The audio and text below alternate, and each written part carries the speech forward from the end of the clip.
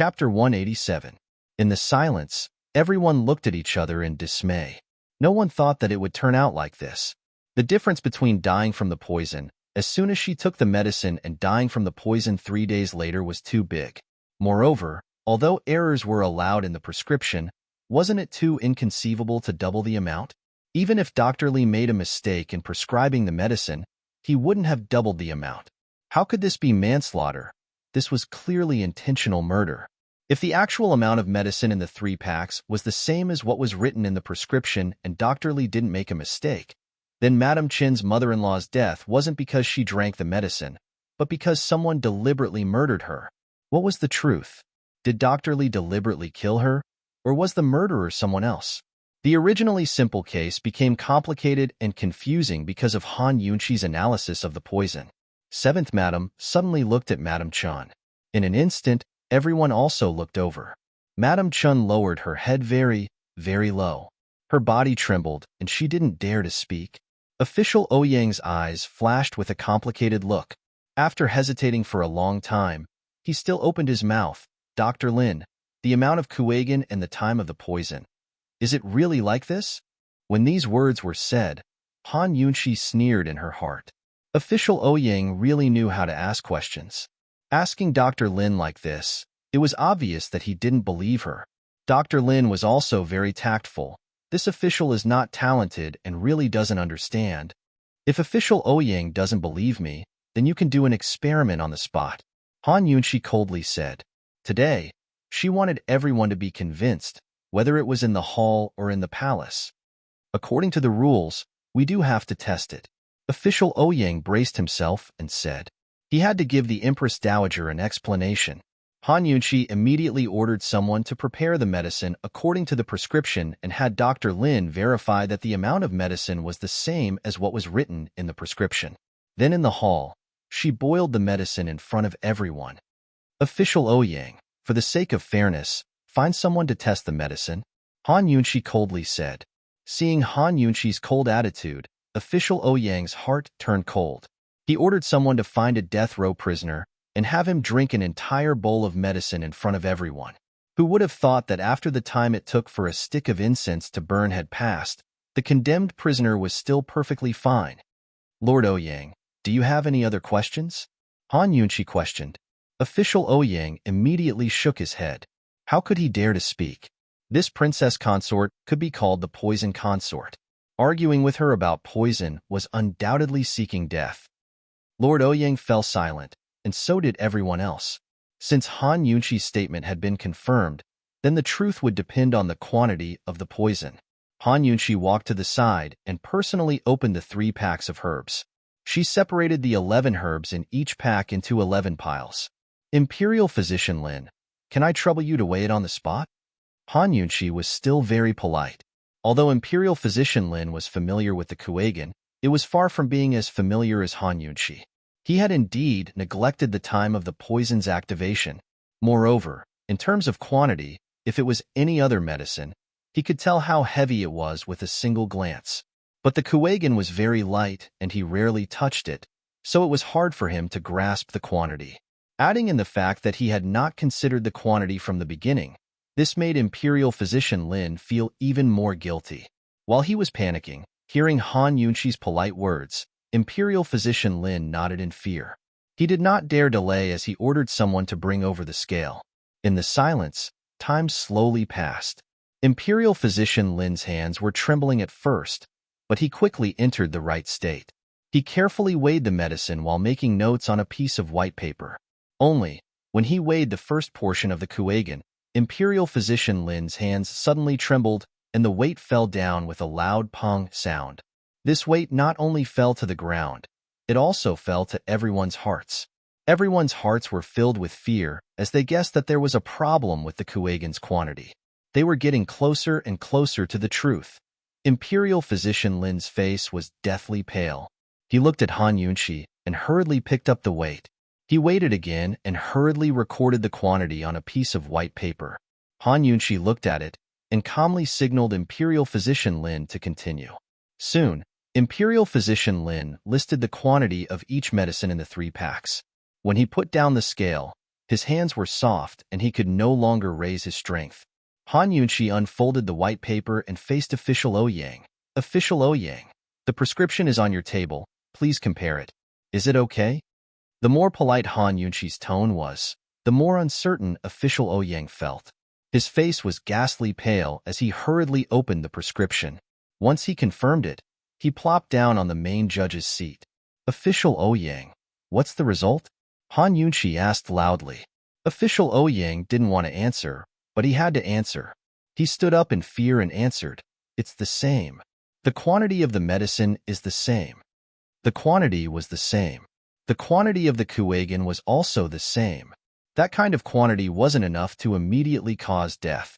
So, the person who poisoned her was someone else. The truth. Everyone present was shocked. No one thought that the truth would be like this. Seventh Madam was the first to recover. She angrily glared at Madam Chun and angrily cursed, "It must be you. In order to ask for compensation, you poisoned your mother-in-law and framed my Han family. You woman, you're truly vicious. My Han family didn't take a single cent of your medical fees, yet you repay kindness with enmity. Has your heart been eaten by a dog?" Madam Chen suddenly raised her head and anxiously denied, "It wasn't me. It wasn't me. I didn't do anything. I don't know anything." At this time, Han Yunqi's good temper finally ran out. With a cold face, she walked over to Madam Chen step by step. Madam Chen was kneeling and Han Yunqi was standing. This made it seem like Han Yunqi was high and mighty. Adding in the anger coming from her body and her strong aura, Madam Chen was so scared that she almost fainted. She didn't even dare look at Han Yunqi. She crawled on the ground and cried, "It wasn't me. It really wasn't me. I didn't do anything." "If it wasn't you, then who was it?" Han Yunqi coldly asked. She had suspected Madam Chen before, but she didn't believe that Madam Chun had the courage to frame the Han family. Moreover, the mistake in Dr. Li's prescription was very strange. Whether it was Madam Chun or Dr. Li, there was someone behind them. The truth had not been found yet. Or it could be said that the real culprit had not been found yet. Han Yunqi was only the one in the palace, but she needed proof. Hearing Han Yunqi's question, Madam Chun was even more afraid. Her body trembled and her face was pressed to the ground. She wished that she could find a hole in the ground to escape from this terrifying scene. "It wasn't me. I don't know anything. I don't know. I don't know. I don't want the money. I don't want you to compensate me. Let me go." Actually, when Han Yunqi saw the prescription yesterday, she knew that there was a problem. She had endured until today, but she didn't plan on letting anyone go. Daring to have ideas about the Han family, she was truly angered this time. She slowly squatted down and suddenly pulled Madam Chen up. She stared right into her eyes. "If it wasn't you, then who did it? Who would give you money? Don't think that just because you don't say anything, someone will protect you." Madam Chen was scared. She couldn't care about anything else as she broke free from Han Yunqi's hand and retreated far away. Once she retreated, she realized that she had made a move against Qin Wangfei. Her face turned green as she shook her head in fear. "Princess Consort, please forgive me. This commoner doesn't know. This commoner doesn't know anything. I don't know." Han Yunqi narrowed her eyes as she walked over step by step. Her entire body was releasing a terrifying killing intent. In court, wasn't this being forced? However, no one present dared to make a sound, afraid that they would invite trouble onto themselves. Princess Consort, she was angry. Han Yunqi slowly approached Madam Chen. However, this time, before she could speak, Madam Chen broke down first. "I'll talk. I'll talk. Don't come over. I'll talk." Han Yunqi stopped and Madam Chen immediately said, "It was Mrs. Li. It was Dr. Li's wife who did it. That night, when I was about to feed my mother-in-law the medicine, Mrs. Li came looking for me not long after. She prepared the medicine that she brought and fed it to my mother-in-law, saying that it would cure her illness. But who knew that after my mother-in-law drank it? I was scared. I wanted to report it at that time, but... Saying this, Madam Chen stuttered, not daring to continue. "But say it, say it," Han Yunqi said angrily. Miss Chen's body trembled in fear. but she braced herself to continue. But she gave me 500 silver coins and told me not to say anything and to report to Shun Tian Manor tomorrow.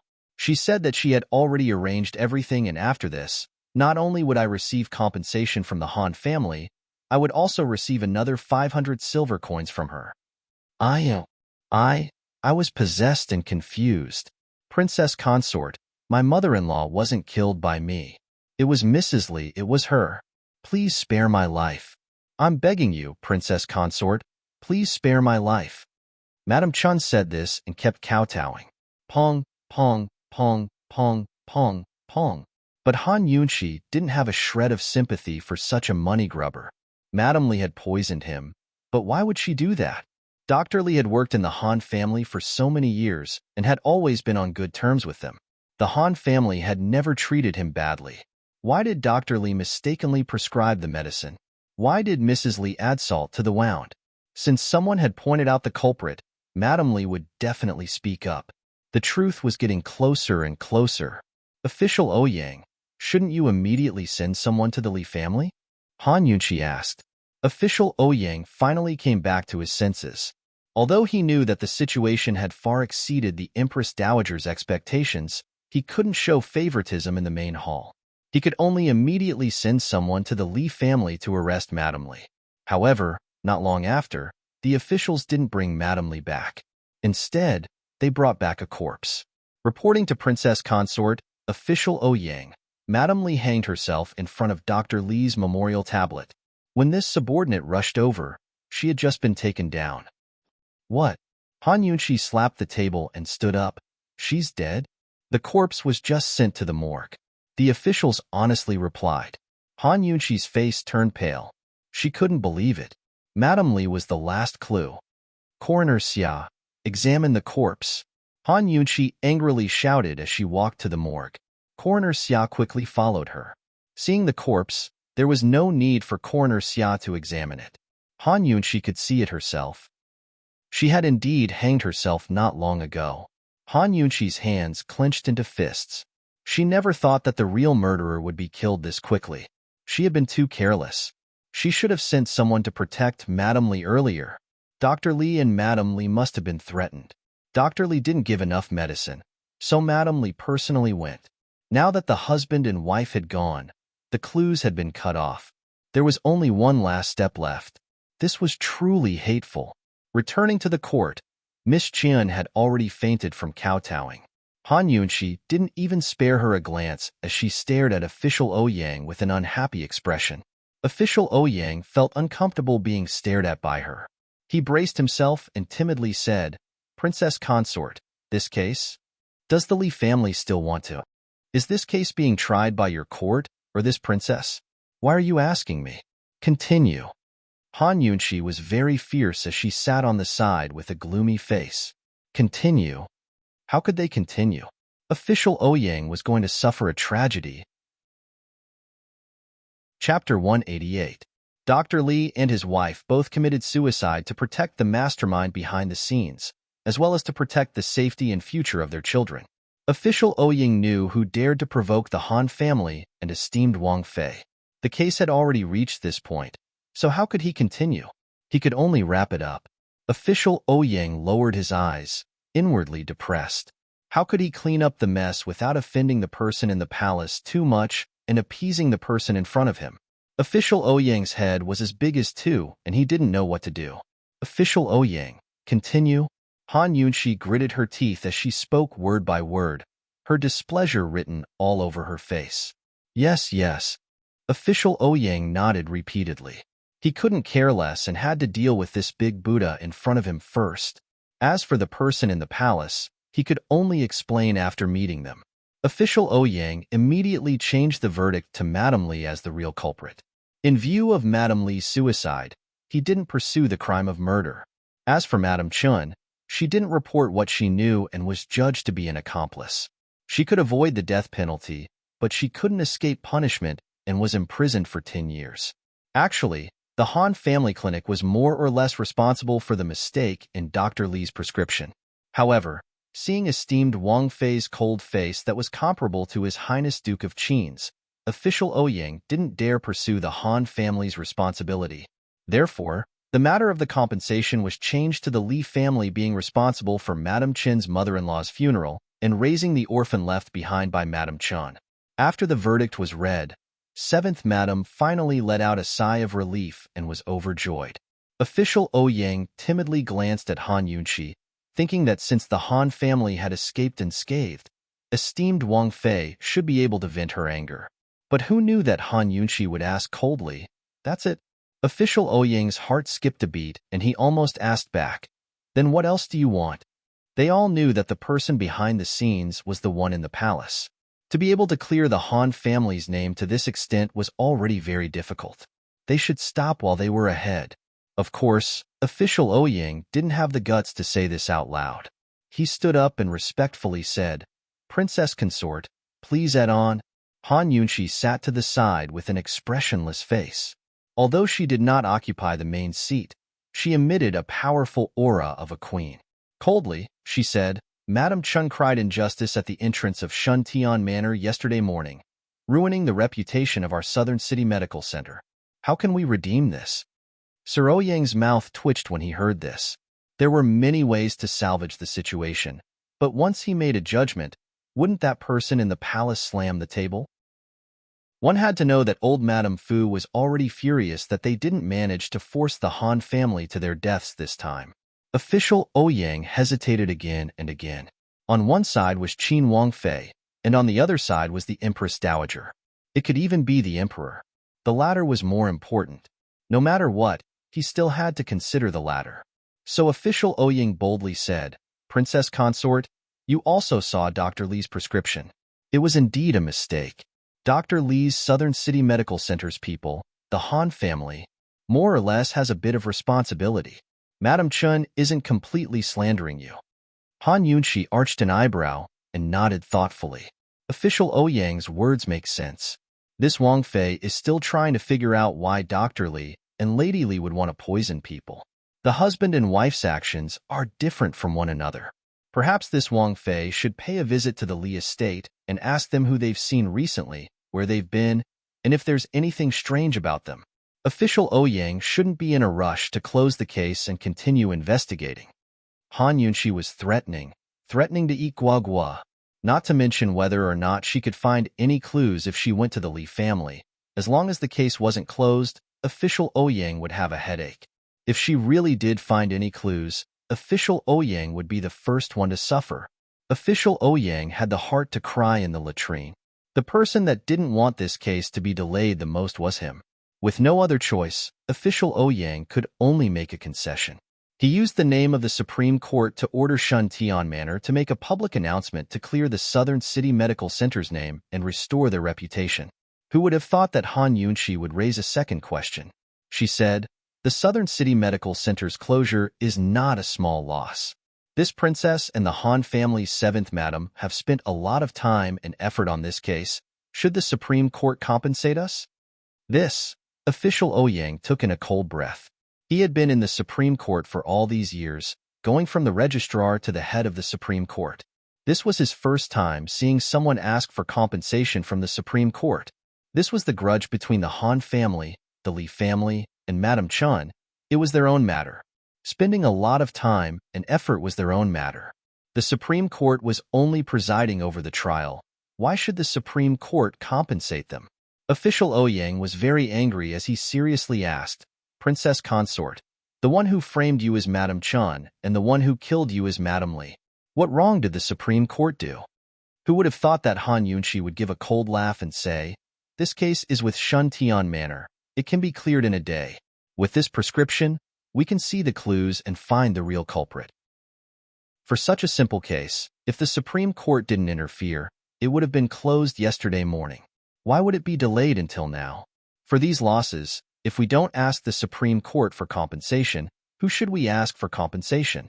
Hearing this, official Ouyang's anger was completely extinguished and was replaced by a deep fear. He finally understood. Although the Princess Consort seemed to be targeting the Supreme Court, she was actually slapping the Empress Dowager's face. She was also demonstrating to the Empress Dowager. It had to be known that this case was handed to the Supreme Court by the Empress Dowager's order. Everyone in the Supreme Court knew about Shuntian Manor. Although everyone knew that it was the Empress Dowager's order, in this kind of situation, official Ouyang didn't dare to mention the Empress Dowager. Once he did, wouldn't it be publicly admitting that this matter wasn't the Supreme Court's fault, but the Empress Dowager's? Official Ouyang carefully thought about it and felt a chill run down his spine. This loss could only be silently suffered by the Supreme Court. Official Ouyang, what this princess consort said, is right? Han Yunshi asked coldly. That's right, that's right. The Supreme Court should compensate. Official Ouyang could only admit it. Then how does official Ouyang plan to compensate? As Han Yunshi spoke, she calmly played with her delicate fingernails. She lightly blew on her fingers and casually said, "The medical clinic saves people. Time is precious. This princess consort's time is also very precious." When these words came out, everyone, including Seventh Madam, looked over in disbelief. If this was reaching for a yard after taking an inch, then Han Yunshi had to admit it. She even felt that it wasn't enough. This wasn't a matter of the Southern Medical Clinic, but a conspiracy. Because of some people's selfishness, they had caused the death of 3 innocent lives. They had harmed Madame Chun and her young child, destroyed 2 families, and even almost cut off the Han family's livelihood. She wanted compensation from the Supreme Court. She wanted to use the Supreme Court to slap the Empress Dowager's face. It wasn't excessive at all. The Supreme Court didn't compensate her to her satisfaction, so she didn't mind making a fuss. When the time came, she wanted to see who would have a guilty conscience and who would lose more face. She wanted to let that person in the palace know that she, Han Yunshi, wouldn't be soft-hearted when doing things. Official Ouyang lowered his head and said in a small voice, "As for how to compensate, it will all be up to the princess consort." Han Yunshi didn't hesitate and said in a calm tone, "Not much, 10,000 taels is enough. Of course, this princess wants gold." When these words came out, official Ouyang almost choked on his own breath. 10,000 taels of gold.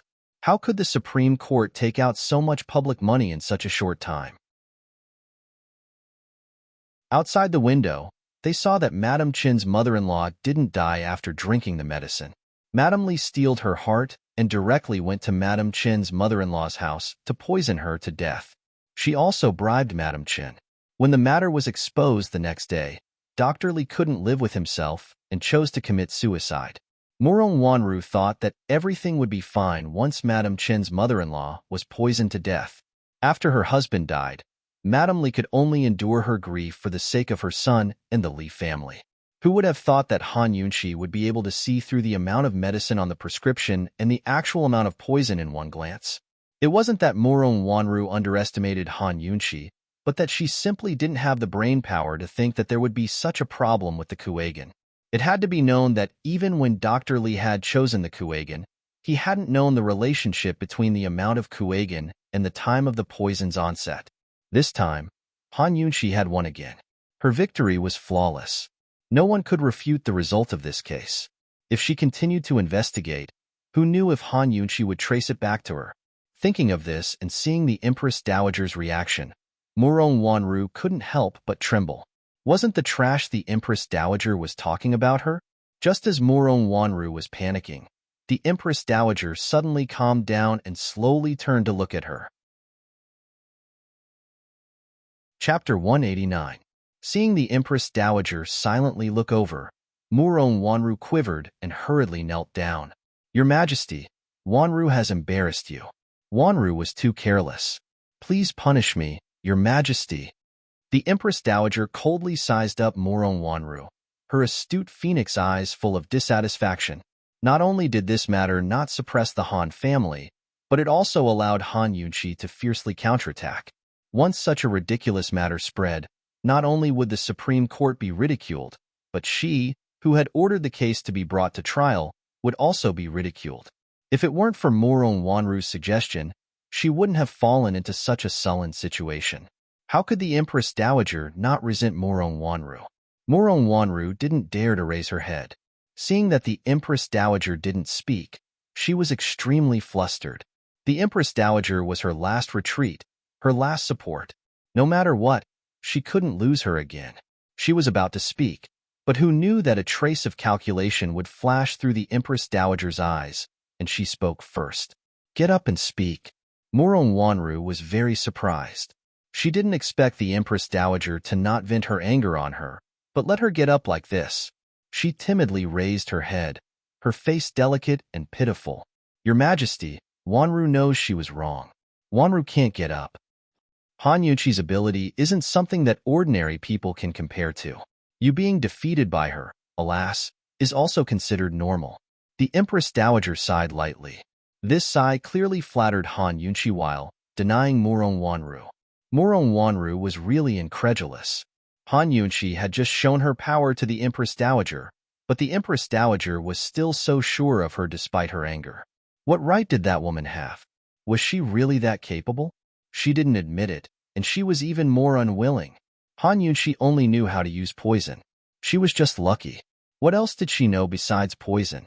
The Kuwagan incident this time was just a coincidence. Why was the Empress Dowager so sure of her? Murong Wanru's heart was blocked, and she was very unconvinced. She said seriously, Your Majesty, please give Wanru another chance. Wanru will definitely find her weakness. Wasn't Murong Wanru's fighting spirit exactly what the Empress Dowager wanted? Rather than fighting with Han Yunqi herself, it was better to have Murong Wanru stir up trouble. Although Murong Wanru was Grand Concubine Yi's adopted daughter, she was still a treasure in her hands. The Empress Dowager couldn't bear to see Han Yunqi and Grand Concubine Yi get along. The most troublesome, subtle, and volatile relationships in the world were those between mother-in-law and daughter-in-law. No matter how capable Han Yunqi was, what could she do to Grand Concubine Yi? No matter how good Han Yunqi was, Grand Concubine Yi would still hold a grudge if she made a mistake. If she wanted to sow discord between the mother-in-law and daughter-in-law, the key was Murong Wanru, her sister-in-law. A chance. The Empress Dowager muttered to herself thoughtfully, Of course there is still a chance, but, as she spoke, she personally helped Murong Wanru up and had her sit on the side. Murong Wanru was very nervous. Esteemed Empress Dowager, as long as I'm under the same roof as her, I definitely won't let her have an easy time. While the Empress Dowager was calculating in her heart, Murong Wanru had her own plans as well. Wasn't the most direct reason she'd come to rely on the Empress Dowager for marriage? Even if they were engaged, she didn't want to marry. Not long after the new year, Marquis Pingbei went to the Duke of Qin's estate to urge them to get married. If it wasn't for the Empress Dowager fanning the flames behind the scenes for a good show, how could Marquis Pingbei's estate have the guts to go so soon? Under the same roof? The shrewd Empress Dowager immediately understood Murong Wanru's meaning. She lightly took Murong Wanru's hand and patted it. Yesterday, I told Marquis Pingbei that this marriage couldn't be rushed. After all, his son Zhang Sunche still doesn't have a single official position. He's always sloppy and idle about. If you marry him, you'll suffer grievances. Hearing this, Murong Wanru was extremely moved. She never expected the Empress Dowager to be so considerate of her. What the Empress Dowager was considering was exactly what she'd been worried about. But Grand Concubine Yi had never told her anything. Leaving aside Zhang Sunche's dissolute nature, his current situation required him to rely on his family for food and clothing. He didn't even have a way to make a living. To put it bluntly, he was just an idle person. A wife's status depended on her husband. If she married over, her status would drop, to say nothing of other things. If there was hope, it didn't matter if her status dropped temporarily. But the key point was that Marquis Pingbei's body was still very healthy. Who knew how many years it would take for Zhang Sunche to inherit the title of Marquis? Even if she thought things through and was willing to marry over, how was she supposed to endure her days after marriage? The Empress Dowager looked at Murong Wanru with pity. Murong Wanru nodded her head repeatedly and pursed her lips in grievance. She looked like she was about to cry, but anyone who saw her would feel tender affection. But the Empress Dowager had seen many women like her in the imperial harem. Although her face was full of pity, her heart was cold. Very quickly, she changed the topic and said, It's just that delaying the wedding isn't a solution. After all, your situation is too special. Marquis Pingbei is right. If we don't hurry up with the wedding, who knows what kind of gossip will spread? When the time comes, won't you feel even more wronged? At these words, Murong Wanru's hands stiffened. Seeing the Empress Dowager's kind, willowy eyes, she couldn't help but feel a chill run down her spine. She herself wore a mask in front of others. How could she forget that this old Empress Dowager wasn't someone easy to deal with? No matter how kind her smile was, it couldn't be trusted. The Empress Dowager's words had been so beautiful, but in reality, they were both a punishment and a warning to her. If the Han family clinic matter was settled this time, the old Empress Dowager would naturally help her delay the wedding. But now that things had gone wrong, the Empress Dowager was determined to have her marry. Murong Wanru's palms gradually grew cold, but the Empress Dowager still gently pulled her. The smile on her lips was warm and amiable. Wanru, you're a smart child. In the future, help me settle things well, and I naturally won't treat Marquis Pingbei's estate unfairly. A woman, no matter how powerful her maternal family is, if she doesn't make some contributions to her husband's family, she won't be able to stand firm in the end. Don't you think so? The Empress Dowager finally spoke clearly, and Murong Wanru's heart skipped a beat. It could be said that she had come to a realization in hindsight. Go back and prepare well. Don't refuse again. Marquis Pingbei picked a good date at the end of the month, and I think it's pretty good. As the Empress Dowager spoke, she finally let go of Murong Wanru's hands. At this time, her palms were covered in sweat. The Empress Dowager had used both kindness and coercion on her. She couldn't escape, however. After stepping into the Peace Palace, she had never thought of escaping. It was just that she couldn't accept it. All the way back to the Duke of Qin's estate, Murong Wanru's hands were still tightly clenched. If it wasn't for Han Yunshi, she wouldn't have overreached herself, much less be punished by the Empress Dowager. The Empress Dowager had already spoken. Even if Mu Fei delayed, she had no choice but to agree to the marriage. She simply wanted to vomit to death. All of this was caused by Han Yunshi. From the start of the plum blossom meet until now, all of her sufferings had been caused by Han Yunshi. It was Han Yunshi who ruined her future. The more Murong Wanru thought, the angrier she got. Her docile little face gradually twisted into a savage expression. It was at this moment that she saw Han Yunshi and Grand Concubine Yi walking through a nearby corridor.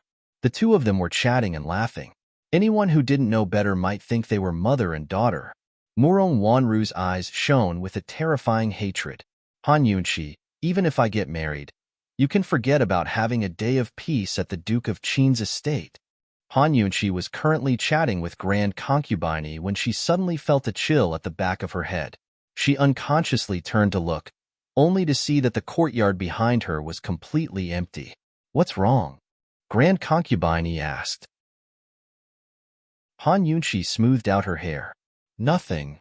Grand Concubine Yi sat down on one side, gesturing for Han Yunshi to sit as well. She said mildly, Yunshi, Marquis Pingbei's estate has already set a date for the wedding at the end of the month. They've even sent it to the palace for the Empress Dowager to look over. I'm afraid they'll send it over within the next 2 days. Wanru, does she know? Han Yunshi asked hastily. It was impossible for her not to rejoice in her misfortune. It had long been an unwritten rule for the young men and women of the imperial clan to ask the Empress Dowager about their wedding dates. If the Empress Dowager took a liking to them, she'd prepare a grand gift for the newlyweds. If she didn't, she'd refuse them at the door. When Marquis Pingbei had come to rush the wedding, she guessed that the Empress Dowager wouldn't miss a chance to disgust Grand Concubine Yi. The languid and leisurely Grand Concubine Yi sighed again and again, extremely vexed. She still doesn't know. That girl's got a stubborn temper. I don't know how to tell her. Mu Fei, she'll have to marry sooner or later. It's better to get married early to avoid all the gossip. Han Yunshi could only console her like this. That Zhang Sun Che might be the son of the Marquis' estate, but he doesn't even have a single official position in the court. All he does is idle about and flirtatious by nature. I was thinking of delaying the wedding for a year or so, and finding a decent job for Zhang Sun Che first. That way, Wanru won't be wronged. Grand Concubine Yi had considered many things, but Murong Wanru had always resented Grand Concubine Yi for agreeing to the engagement in the first place. She kept her distance and didn't know what Grand Concubine Yi was thinking. Seeing Grand Concubine Yi's worried face, Han Yunshi guessed that Grand Concubine Yi must have doted on Murong Wanru from the bottom of her heart and treated her as her own daughter.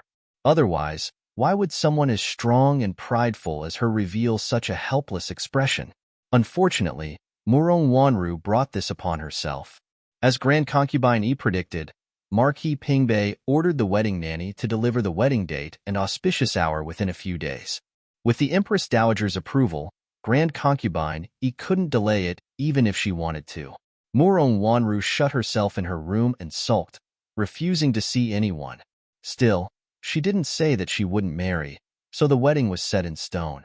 Grand Concubine Yi busied herself with preparing Murong Wanru's dowry and finding an official position for Zhang Sun-che.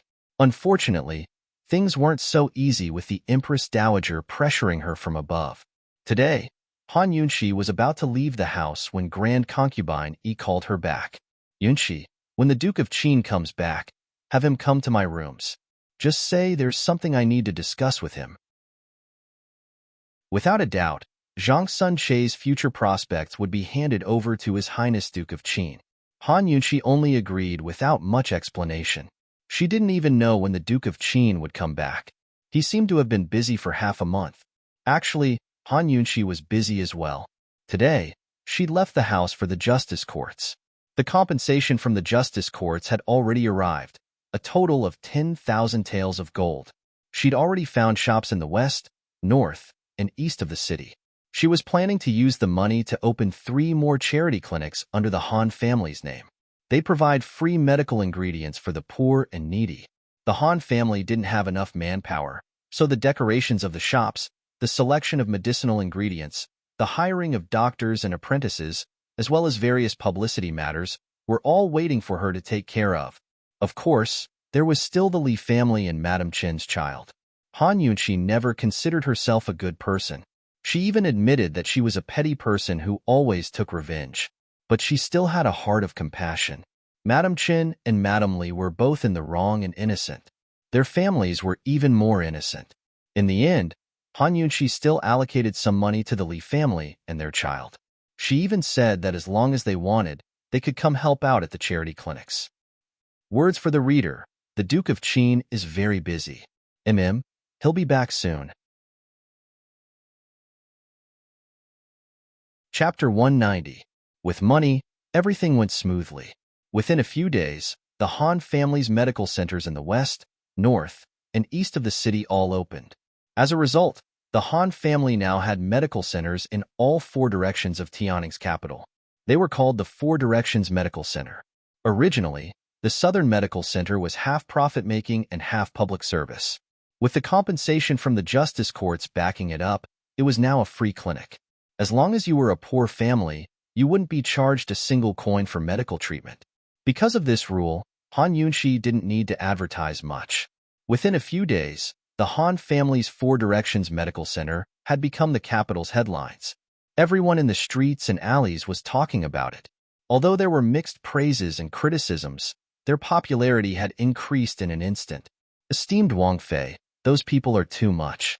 They actually said at the gates that even if we give them free treatment, no one would dare to come and seek treatment. Little Chun Xiang complained indignantly. Let them say what they want. Han Yunshi smiled and didn't mind. If someone belittled them, then there would be others who praised them. No matter what others said, as long as their popularity increased and the 4 medical centers opened, the Han family of medicine wouldn't be forgotten.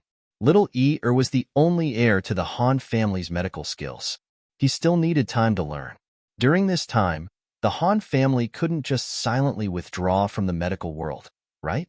Moreover, didn't the Empress Dowager find the Han family an eyesore? She was going to make the Han family famous in the capital and restore their former prestige.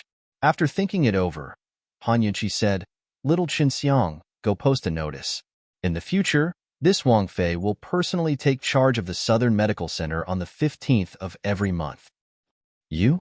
Little Chun Xiang couldn't believe it. Can't I? Are you doubting my medical skills? Han Yunshi narrowed her eyes as she questioned. Medicine and poison came from the same family. She was proficient in both poison and medicine. Moreover, She'd read the Han family medical canon with little E.R. Her medical skills had improved quite a bit, so it was easy for her to treat some common illnesses. No, no. If Mistress shows up, many people will come. Little Chun Xiang was overjoyed. She could even imagine the long line outside the Southern Medical Center on the 15th. Those people who looked down on the Han family were still bullying them. Now that there was no one left, they let them know that Qin Wangfei was also a member of the Han family and could represent them. Looking at little Chen Xiang's happy appearance, Han Yunqi's lips curled into a happy smile. In fact, the volunteer clinic was only a small step in her plan. She thought that after she started the free clinic, she would persuade Gu Beiwei to come to the Han family clinic regularly for free clinics. If Gu Beiwei, the head of the Imperial Physician Academy, came forward, the effect would be even more different. If he came, the other imperial physicians would follow him. Although it might not cause a sensation in the city, at least no one would dare to gossip. At that time, those who rejected the Han family because of Han Kongan's misdiagnosis would also be willing to come. In this way, the Han family's volunteer medical service would not only be a charitable act supported by the poor, but also a charitable act supported by the entire city's citizens. At that time, neither the Empress Dowager nor the Emperor would be able to interfere.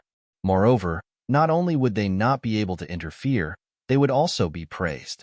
Later on, when the compensation money from the Supreme Court was used up, Han Yunqi would definitely apply for subsidies from the Imperial Court. The method of doing charity could not be benevolent or kind at all. It was unknown if the Empress Dowager would be fuming with anger if she knew about Han Yunqi's plan. However, when the news of the Han family's four-way clinic opening spread to the palace, the Empress Dowager was so angry that she repeatedly slammed the table and almost fainted. Originally, she wanted to revoke the Han family's medical license, but now, they opened 3 clinics in a row. Not to mention the Empress Dowager. Anyone else would be so sullen that they would vomit blood. Despicable. This Han Yunqi is truly despicable. She took Aijia's money to give face to the Han family and be a good person. Aijia wants to kill her. Bang, bang, bang. Bang, bang, bang. The Empress Dowager slammed the table with all her strength, as if the table was Han Yunqi.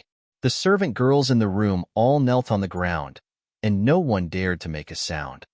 What day is it today? The Empress Dowager asked coldly. Only then did the old mama dare to speak up. To reply, Mistress, today is the 25th. The day after tomorrow, Miss Wanru from the Duke of Qin's estate will be getting married. Hearing this, the Empress Dowager's temper eased a little. She would endure and wait for Murong Wanru's revenge after the wedding. She had already forced Murong Wanru into a dead end. She refused to believe that Murong Wanru wouldn't fight to the death with Han Yunqi. After taking care of the Han family's four-way clinic, Han Yunqi didn't have time to rest.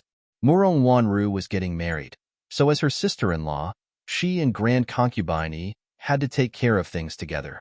The dowry, clothes, jewelry, servant girls, and old mama were all arranged by Grand Concubine Yi.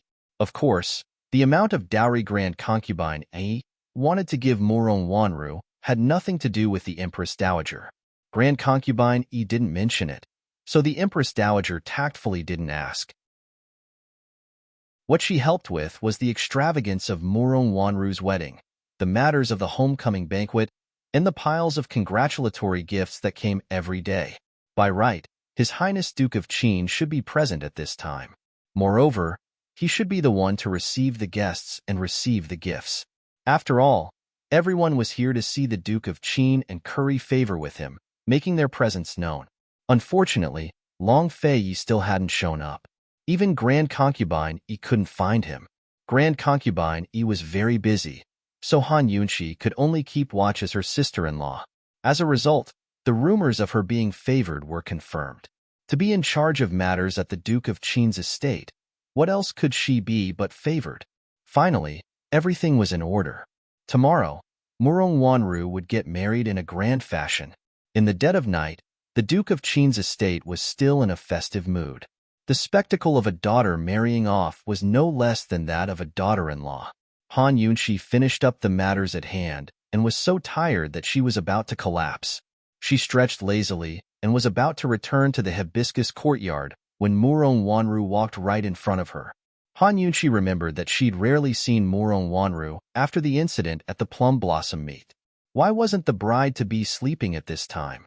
Murong Wanru seemed to have lost quite a bit of weight. She was dressed in a light yellow muslin gown that made her look even weaker, as if a gust of wind would topple her over. Sister-in-law, it's been hard on you these past 2 days. When you first married into the family, I didn't help much. When she spoke, her reserved and well-behaved manner was still very lovable, but the words that came out of her mouth, Han Yunqi chuckled in her heart. If she remembered correctly, when she first married into the family, the enormous Duke of Qin's estate didn't even have a single red lantern. There wasn't even anyone to send congratulatory gifts. Compared to today's festive atmosphere with red lanterns hanging high in the air, it was simply the difference between heaven and earth. She had to admit that Murong Wanru's wedding, whether it was the extravagance of getting married or the bridal procession, made people envious and yearn for it. But so what? Han Yunqi smiled. What's the big deal? Sister-in-law married into the family of a higher status, while younger sister married out of a lower status. As long as younger sister is happy, it's worth it no matter how tired sister-in-law is. One married into a higher status, and the other married into a lower status. This was simply hitting Murong Wanru's sore spot. Murong Wanru was still inexperienced when it came to venomous tongues. Murong Wanru's face was deathly pale, but she quickly smiled again. She had something even more worthy of showing off. She didn't believe that Han Yunqi wouldn't mind. Sister-in-law, the Duke of Qin is back. He's currently in Lady Mother's room discussing tomorrow's matters with Lady Mother. He said he was too busy, but he still rushed back. Murong Wanru had made a special trip to find Han Yunqi for this very reason. That guy came back? Han Yunqi was surprised. Sister-in-law, the Duke of Qin doesn't like crowds. When you two got married, he couldn't even stay at home. I originally didn't expect him to come, but I didn't expect him to still find the time to rush back. I'm so happy. Murong Wanru couldn't wait to express her good mood and excitedly grabbed Han Yunqi's hand. Sister-in-law, let's go. We'll also go. Han Yunqi stared blankly and allowed Murong Wanru to drag her away. She had to admit that she couldn't refute her. It wasn't Murong Wanru who had exposed her old scars. It was that bastard Long Feiyi who had hurt her. What was he doing here at this time? She had already finished all the things that he, as her older brother, should be busy with. What did he come back for? To attend tomorrow's wedding in a relaxed state? He didn't even attend his own wedding, but he actually took the time out of his busy schedule to attend someone else's wedding. She had thought that he wouldn't easily give others what he didn't give her. He wouldn't force himself to do what he didn't like for her, nor would he force himself to do it for others. But reality proved that she thought too much. He really did come back. The entire way to Grand Concubine Yi's courtyard, Han Yunqi was silent. She really wanted to be willful for once. If Long Feiyi really did attend tomorrow's wedding, then she wouldn't show up. But after seeing Grand Concubine Yi, she told herself not to be willful or make trouble without reason. Murong Wanru was Long Feiyi's adopted sister. They'd grown up together, so even if they weren't related by blood, they were still family. As for her, even if the rumors of her being doted on spread throughout the city, she was nothing in Long Feiyi's heart. At most, she could be used occasionally. Sister-in-law, the Duke of Qin is in the room. I didn't lie to you, did I? Murong Wanru said in a low voice. Seeing Han Yunqi's soulless state, she finally felt smug. What's there to be pretentious about? Han Yunqi spurned herself in her heart before recovering to smile brilliantly at Murong Wanru. I didn't say you lied to me. Without a trace, she broke free of Murong Wanru's hand and strode into the room with a grin. Your Highness, as her older brother, have you prepared a present for little sister Wanru? As long as she didn't mind, no one or anything could hurt her. But Long Feiyi only arched a brow at her and replied, I forgot. Han Yunqi didn't expect this at all and gave a start. Was Long Feiyi really here to attend the wedding? On one side, Grand Concubine Yi knew her son's personality well. When she saw Murong Wanru enter, she hastened to smooth things over. He's busy. Wanru's already happy that he came back. Of course, Morong Wanru had heard the conversation. She knew the Duke of Qin's personality and didn't mind. Smiling, she said, "It's already the best present." That His Highness rushed back. When Long Fei came back, he wasn't planning to come. Grand Concubine ran into him and dragged him here. Just then, mother and son were talking about Zhang Sunche's position in the government. As long as Long Fei showed his face, it wouldn't be hard to get things done even if the Empress Dowager suppressed him. Grand Concubine stopped talking when Morong Wanru arrived. She was too protective of Morong Wanru, afraid that she'd take things too hard and go down a dead end. "Fei, I'll leave Mu Fei's matters to you. It's getting late, so you should all rest. Tomorrow, you have to be alert." Grand Concubine smiled. Although she had no choice but to marry, she had to be happy and lively. She couldn't let that person in the palace see her as a joke, could she? As long as she helped Zhang Sunche into a high position, Wanru wouldn't suffer any losses. Her chastity had been sullied, so it was already umidba that she could recover to this extent. After being stifled for so long, Morong Wanru finally had something to comfort her. As long as she saw Long Fei, her heart was filled with joy. She was about to say something when Long Fei stood up and said, "Mu Fei, Akin and Han Yunqi are going on a long trip. We'll leave tonight, so I'll have to trouble you with the matters of the estate." "What? He's leaving?"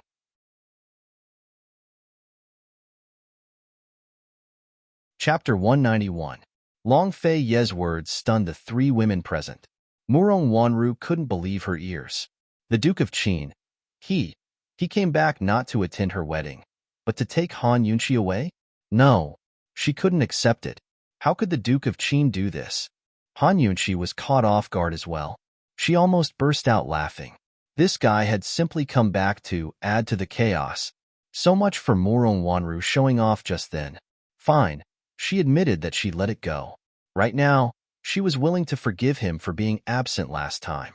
Han Yunqi looked towards Morong Wanru, who happened to be looking back. Han Yunqi couldn't help but muffle her mouth. Anyone could tell that she was secretly laughing. Morong Wanru was flustered and exasperated. Her shame turned to anger as her bottom line finally collapsed. Her eyes turned red as she looked towards Grand Concubine and threw a tantrum. "Mu Fei, look, the Duke of Qin is bullying people." After all, Morong Wanru was a white lotus, especially in front of the Duke of Qin. She'd never thrown a tantrum in her life, but this time she couldn't hold back. It was obvious how hurt she'd been. As it turned out, Long Fei hated women who complained and acted coquettishly at the slightest provocation. Even if he bullied women, he wouldn't bully them so casually. Impatience flitted past his eyes. He didn't even want to spare Morong Wanru another glance. But Grand Concubine couldn't take it. She'd only seen Wanru smile tonight, so how could she bear to see her upset again? "Fei, you've gone too far. Wanru's getting married tomorrow. That's a big event. So how could you be absent as her older brother? No matter how important it is, it's not as important as tomorrow. No one's allowed to leave tonight." Grand Concubine ordered. "Urchin's matters are very urgent. May Mu Fei forgive me?" Long Fei's patience was limited. He glanced at Han Yunqi as he spoke before turning to leave. "Stop right there." Grand Concubine finally lost her temper. She chased after Long Fei and blocked his way. "Fei, aren't you going to listen to Mu Fei's words? What could be more important than Wanru's marriage? Why don't you tell me?" "Private matters. It's very urgent, so we have to leave." Long Fei was a man of few words, but his tone was even tougher than Grand Concubine's. "And if Mu Fei insists that you stay?" Grand Concubine didn't budge an inch. "Imperial Mother, please forgive me," Long Fei said, and insisted on leaving. Mother and son were at loggerheads. She didn't know if this was the first time. At this time, it was usually by Lianhua who came out to be the peacemaker. However, Morong Wanru stood in place, looking at the Duke of Qin with hidden bitterness. She felt so wrong that she had no choice but to get married. Could it be that the Duke of Qin couldn't treat her better? She didn't say a word, waiting to see if Grand Concubine would comfort her. Han Yunqi's eyes flashed craftily before she quickly stepped forward to take Grand Concubine's hand. "Mu Fei, His Highness must have a secret order on him that can't be disobeyed. It's also inconvenient to reveal it. Otherwise, His Highness would have come back much earlier instead of now. Han Yunshi paused. Seeing that Grand Concubine Yi didn't retort immediately, she knew there was hope. Grand Concubine Yi's love for her son was well known throughout the imperial clan.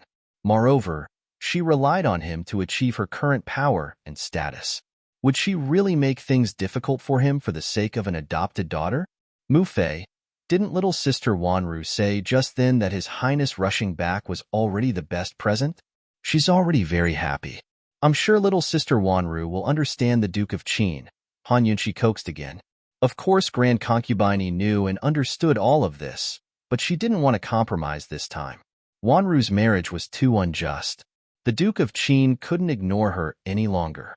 If the Duke of Qin attended the wedding, it would at least tell the world that Wanru was valued despite being an adopted daughter. She had someone to rely on and wasn't easy to bully.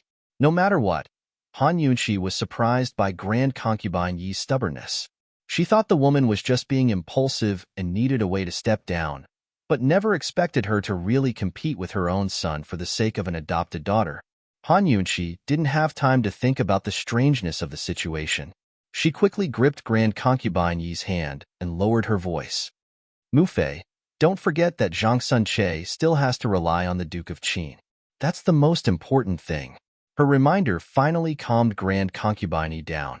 A complicated look flitted past her eyes. She understood the Duke of Qin's temper best. If he was pushed to a corner, he wouldn't even stay behind. Even Zhang Sun Che's affairs would be out of the question. The wedding was only temporary, but Zhang Sun Che's future prospects would affect Wanru's entire life. Mu Fei, the Duke of Qin and I will go and come back quickly. Just let us go. Han Yunshi continued to lay out the stairs.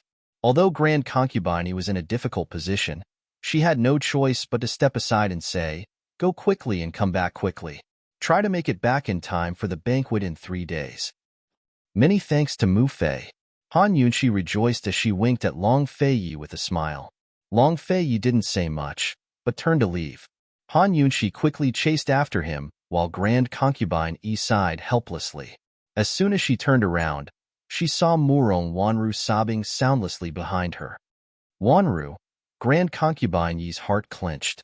She was about to explain when Murong Wanru stomped her foot and turned to run away. An adopted daughter was an adopted daughter. Today, she finally saw clearly that no matter how good Grand Concubine was to her and treated her like her own daughter, she was still an adopted daughter in the end. Han Yunshi had married into the family while she was married out. In the end, she'd become an outsider. Grand Concubine Yi, you can't even satisfy such a small wish of mine. What right do you have to say that I'm your own daughter every day? If you're heartless to me, then don't blame me for being unjust to you. Han Yunshi had already followed Long Fei Yi out the back door of the Duke of Qin's estate, but she was still smiling. She still couldn't believe that Long Fei Yi had chosen to take her away at a time like this. Murong Wanru really reaped what she'd sown. If she'd known her place from the start, how could she have ended up like this? Rather than blame the heavens and accuse others, it was better to reflect on herself. Long Fei Yi suddenly stopped. What are you smiling about? Han Yunshi recovered her senses and coughed lightly. It's nothing. Do you know what your lordship wants to take you to do? Long Fei Yi asked next. Fine. She'd only wanted to leave and was overjoyed. She hadn't thought of this question. Where to? What to do? But she didn't need to think too much about it. This guy wouldn't visit a temple without a cause. What else could he want from her? Detoxification, of course. Han Yunshi said mildly. But Long Fei Yi only said, Poison? Poison? You want to harm someone? Han Yunshi's face was full of astonishment. Kill someone. Long Fei Yi was expressionless as he mounted his horse and extended a hand towards Han Yunshi. What's going on? Han Yunshi looked at him suspiciously, not moving. You still owe me a favor. Take care of this and we'll be even, Long Fei Yi said. At this time, Han Yunshi finally noticed that something was wrong with this guy. The usually calm him seemed to be a bit impatient today. Last time, when she'd begged him to take her to Medicine City, she had indeed owed him a favor. It was just that last time, he'd asked her who wanted to be even with her. This time, he wanted to be even with her. Han Yunqi pursed her lips and stretched her hand out. If he didn't say anything, she couldn't be bothered to ask. As soon as she mounted the horse, he wrapped his arm around her waist. It was so natural that she didn't pay much attention to it. It was as if she was used to it. Poison. Actually, it was as simple as detoxification for her. However, reality proved that this was purely Han Yunqi's wishful thinking. After a night of galloping, Long Fei actually brought Han Yunqi to an abandoned courtyard in the wilderness. If it was someone else who brought her here, Han Yunqi would definitely suspect that she was being kidnapped and sold. However, it was Long Fei. Fine, she was overthinking it. As soon as she entered the room, she saw an extremely good-looking back. Han Yunqi never thought that a man's back could be so good-looking. It was as if the phrase back view killer was created just for him. His figure was tall, thin, and handsome. His clothes were whiter than snow, and his ink-black hair was casually tied up with a white jade hairpin. It was like an ink painting frozen in a desolate courtyard. One black and one white. It formed a world of its own. Tang Li, did you bring everything? Long Fei Ye's cold voice broke the silence of this ink-painting world. Only then did the man named Tang Li turn around and look at Han Yunqi. Han Yunqi was shocked once again. That was an otherworldly face. Although it wasn't as handsome as Long Fei Yi, it had the same cold aura as Long Fei Yi. However, Long Fei Ye's coldness was cold, solemn, and cruel. On the other hand, his coldness was a kind of purity that made people only dare to look at him from afar. Tang Li lightly flicked his sleeve on the stone table, and rows of golden needles appeared out of thin air. Han Yunqi frowned and looked over. She saw that these golden needles were of different thicknesses, lengths, and shapes. They were definitely not medical needles, nor were they embroidery needles. Without a doubt, these were hidden weapons. This guy's surname was Tang. Could it be that he was from the Tang sect? And these hidden weapons were the legendary Tang sect's hidden weapons? The Tang sect was neither righteous nor evil. They didn't interact with people from the righteous sects, but they also disdained to associate with those from the evil sections. They had always been alone and stood aloof from worldly affairs. However, the world coveted the Tang sect for no other reason than the power of the Tang sect's hidden weapons. Han Yunqi was shocked. However, Long Fei Yi casually took a few golden needles and threw them away after a glance. He said with disdain, "These will take a long time to learn.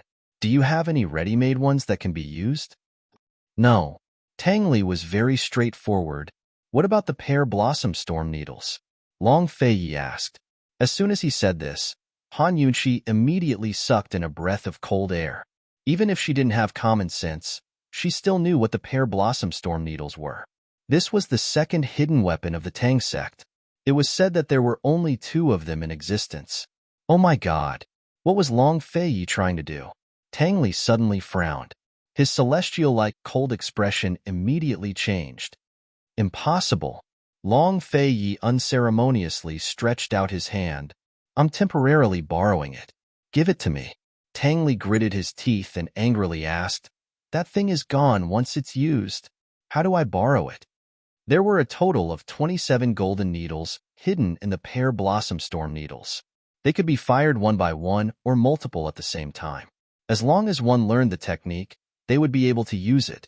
Because of the special design, the strength and speed of each golden needle fired was very shocking. The strength was enough to pierce through stone. As for the speed, there were very few experts in the world who could dodge it. However, if one of these things was fired, it would be gone forever. Seeing Tang Li's angry and boorish appearance, Han Yunqi was a little stunned. Basically, the truth would be revealed as soon as he turned around. And when this guy opened his mouth, it was also the truth. He wasn't some otherworldly celestial man. He was just a little better looking. It's not like I'll use them all up. Long Fei Yi didn't think much of it. These words made Tang Li even angrier. Long Fei Yi, if you want to deal with that group of people, I can go with you. Why bring a burden along? Burden? Was he talking about her? At this moment, Han Yunqi's last remaining good impression of Tang Li instantly disappeared. You really couldn't judge a book by its cover, especially a man.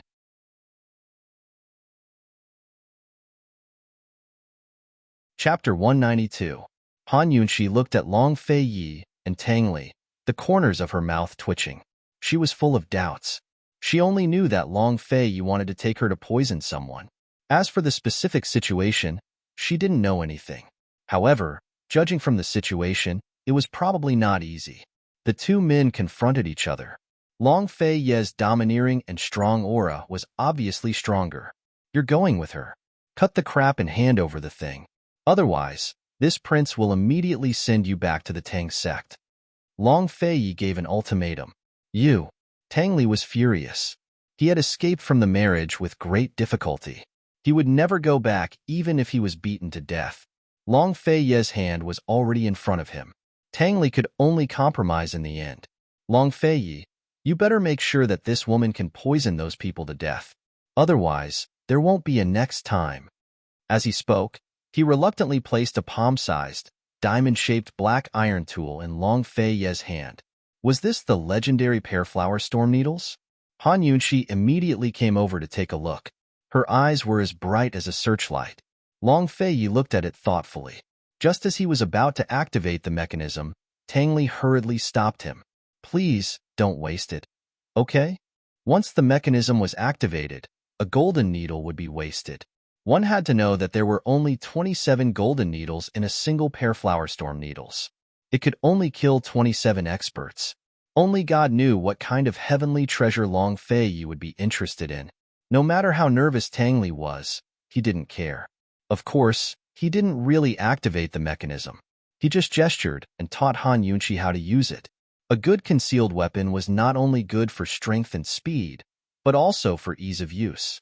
After Long Fei Yi gave a simple explanation, Han Yunxi immediately understood. The 27 golden needles corresponded to 27 small mechanisms. As long as it was lightly pressed, the golden needles would immediately fly out and explode the opponent. Han Yunxi sighed inwardly. This thing was almost comparable to modern handguns. Do you understand? Long Fei Yi was quite patient. Han Yunxi nodded and took the pear-flower storm needles. Who knew that she would almost drop it as soon as she got it? This thing didn't look big, but she didn't expect it to be so heavy. Seeing this, Tang Li sneered disdainfully. Long Fei Yi, is the woman you like? Like? Long Fei's face was expressionless. It wasn't clear whether he heard her or not. Han Yunxi narrowly avoided choking on her own saliva. There were so many meanings behind those words. So what did Tang Li mean? Aren't you a little too weak? Tang Li grinned. This guy was like a banished immortal when he didn't speak. Once he opened his mouth, he really made people dislike him. This was the first time they met. She really didn't know how she had offended him. Han Yunxi was angry. She held the pear-flower storm needles in one hand and her wrist in the other. Her index finger was on the mechanism. She narrowed her eyes and aimed at Tang Li in a very professional way. She said coldly, "You can try if I'm weak or not."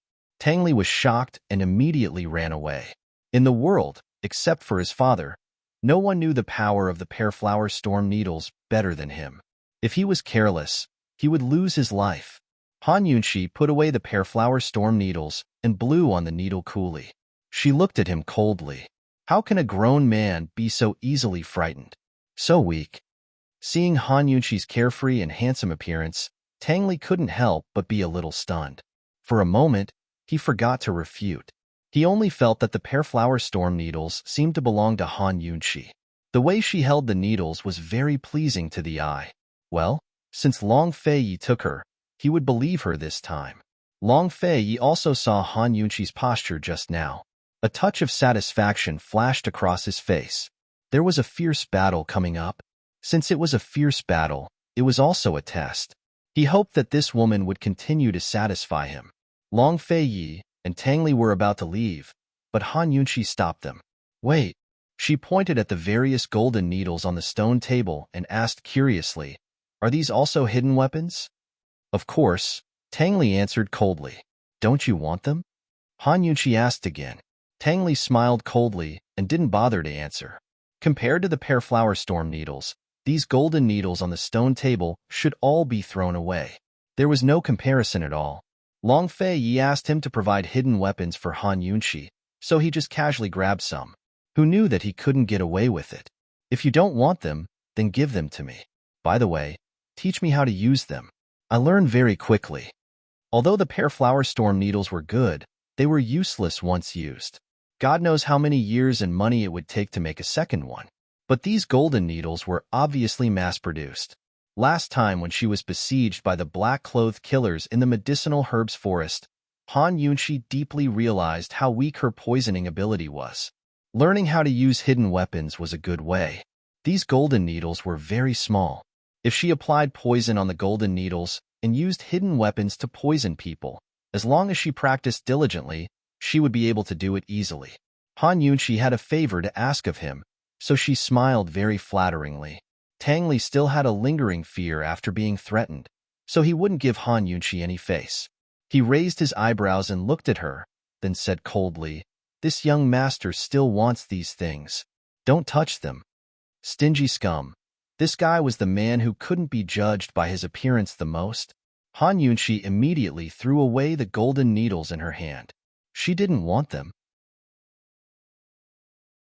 Who knew that Long Feiyi, who was about to leave, would turn back and personally pick up a few golden needles and throw them to Han Yunshi. "Keep them well. If you can go back this time, this prince will personally teach you." Go back? Han Yunshi was stunned. Did he have to make it sound so serious? "Your Highness, who exactly are you taking me to poison?" Han Yunshi asked seriously. "You'll know when we get there." Long Feiyi turned around and left after saying that. Along the way, they passed through mountains and ridges, speeding along like an arrow leaving a bow. Han Yunshi only knew that this young master Tang Li, who couldn't be judged by his appearance, was the young master of the mysterious Tang sect. He had escaped from the Tang sect because he was dissatisfied with the marriage arranged by his father, and the Tang sect had issued an arrest warrant for him. She didn't know anything else. She had already asked Long Feiyi twice, but he still didn't say anything. Han Yunshi naturally felt uneasy. He wanted her to poison him, and then he gave her the pear blossom rain needles. Who knew how terrifying the person she wanted to kill was? With this in mind, Han Yunshi secretly trained her hand strength. Along the way, she held the pear blossom rain needles in the air with one hand. Gradually, she got the hang of it. A few days later, they arrived at a mountain stronghold not far from Medicine City. The night was dark and the wind was strong. 3 figures flashed through the main gate of the mountain stronghold like ghosts and lay in ambush under a fence on the side. This mountain stronghold wasn't big, but there were many people. They were all dressed in black with their faces covered. Even the guards at the gate exuded a thick, murderous aura. Finally, Han Yunshi couldn't remain calm and said in a low voice, "Your Highness, what exactly do you want to do? Can you tell me now?" "There's a poison master in the innermost room. She's the only one left alive." Long Feiyi finally opened his golden mouth. "So?" Han Yunshi still didn't understand. "There are at least 100 black-clothed assassins lying in ambush in this courtyard. Leave them to Tang Li. There are 10 experts lying in ambush in that loft. They're all poison men. I'll leave them all to you." Long Feiyi said. "Poison men?" Han Yunshi was too surprised. The first time she saw poison men was when she was kidnapped at the Celestial Fragrance Tea House. At that time, Madame Li and He Sha were both poison men. She had later told Long Feiyi about this matter. Madame Li and He Sha must have been raised by the Sanfroid Duke. Poison men were people who were immune to most poisons. It wasn't easy to raise even one such person. She didn't expect that there would be 10 of them here. Moreover, what Han Yunshi didn't expect was that Long Feiyi actually wanted her to deal with 10 highly skilled poison men all by herself. No wonder he would give her such a high-grade concealed weapon like the pear flower storm needles. Han Yunshi's mouth twitched. "Then what are you going to do?" Who knew that the moment she said that, Long Feiyi suddenly grabbed her and flew up into the air. Han Yunshi wasn't prepared at all. Both her hands instinctively hugged Long Feiyi. Once this commotion was made, the black-clothed assassins in the courtyard immediately flew over. Han Yunshi only felt a gust of wind and a white figure flashed past. Tang Li had made his move. Tang Li's speed was so fast that it was inhuman. Moreover, compared to his flying speed, his killing speed was even faster. Only God knew what kind of concealed weapon he used. One by one, The black-clothed assassins fell down, but they didn't know how they died. Han Yunqi once again felt that you couldn't judge a book by its cover and had a whole new level of respect for Tang Li. Of course, Han Yunqi didn't have the chance to take a second look. In just a moment, Long Fei had successfully brought her past the black-clothed assassins and landed on the balcony of the loft. The moment Long Fei let go, Han Yunqi also instinctively let go of his waist. But the moment she let go, she regretted it. Long Fei had said earlier that there were 10 poison men in the loft. Han Yunqi had not let go of his hand and was about to hug him again when Long Fei immediately retreated, leaving only a sentence, "Don't disappoint this prince." As his voice fell, he also disappeared. Hey, Han Yunqi was furious. What did Long Fei mean by that? Although the poison men all knew how to use poison, they couldn't possibly be as powerful as that Duke Kong. 10 poison men, Long Fei should still be able to handle them. Why did he want her to deal with them alone? Even if she had to poison the poison men to death, he would still have to help her, right? Long Fei, you're the one who will disappoint this princess consort, all right. Just as Han Yunqi was feeling indignant, the detoxification system suddenly alerted her that there was poison rapidly approaching her from behind.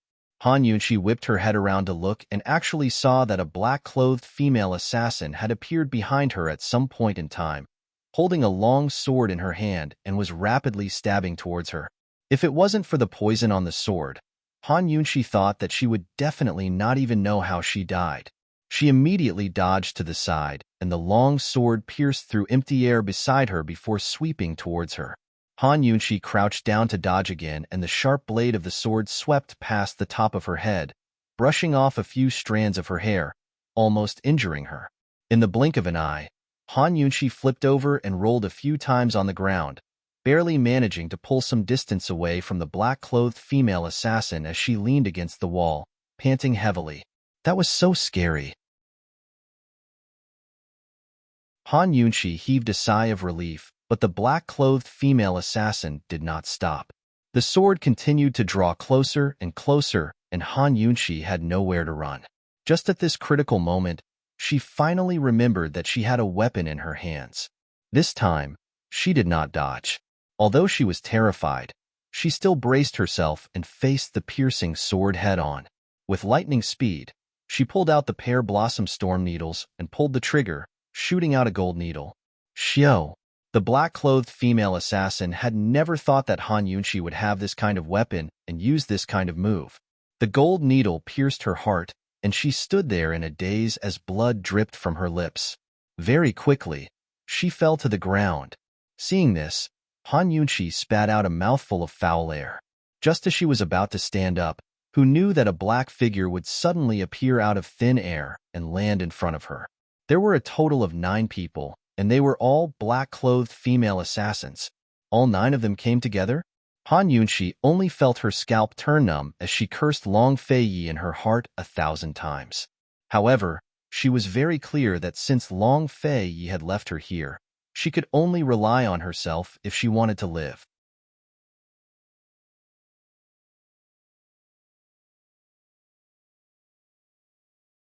Seeing this, the leader of the assassins in black snorted in disdain. You dare to come here? Why don't you find out where this place is? The other 8 people immediately let down their guard, and the female assassin in the lead personally walked towards Han Yunqi. Looking at the pear flower storm needles in her hand, her eyes revealed a greedy gleam. Obtaining this treasure, his lord would definitely reward her handsomely. The moment the leader walked forward, Long Fei, who was behind her, immediately saw Han Yunqi's condition. Seeing that she was unconscious, Long Fei was about to make a move. But seeing that her hand was still holding the pear flower storm needles in a suave posture, Long Fei then realized, and his lips suddenly curled into a relaxed smile. He had long forgotten about his own urgent matters. The leader of the assassins in black approached step by step.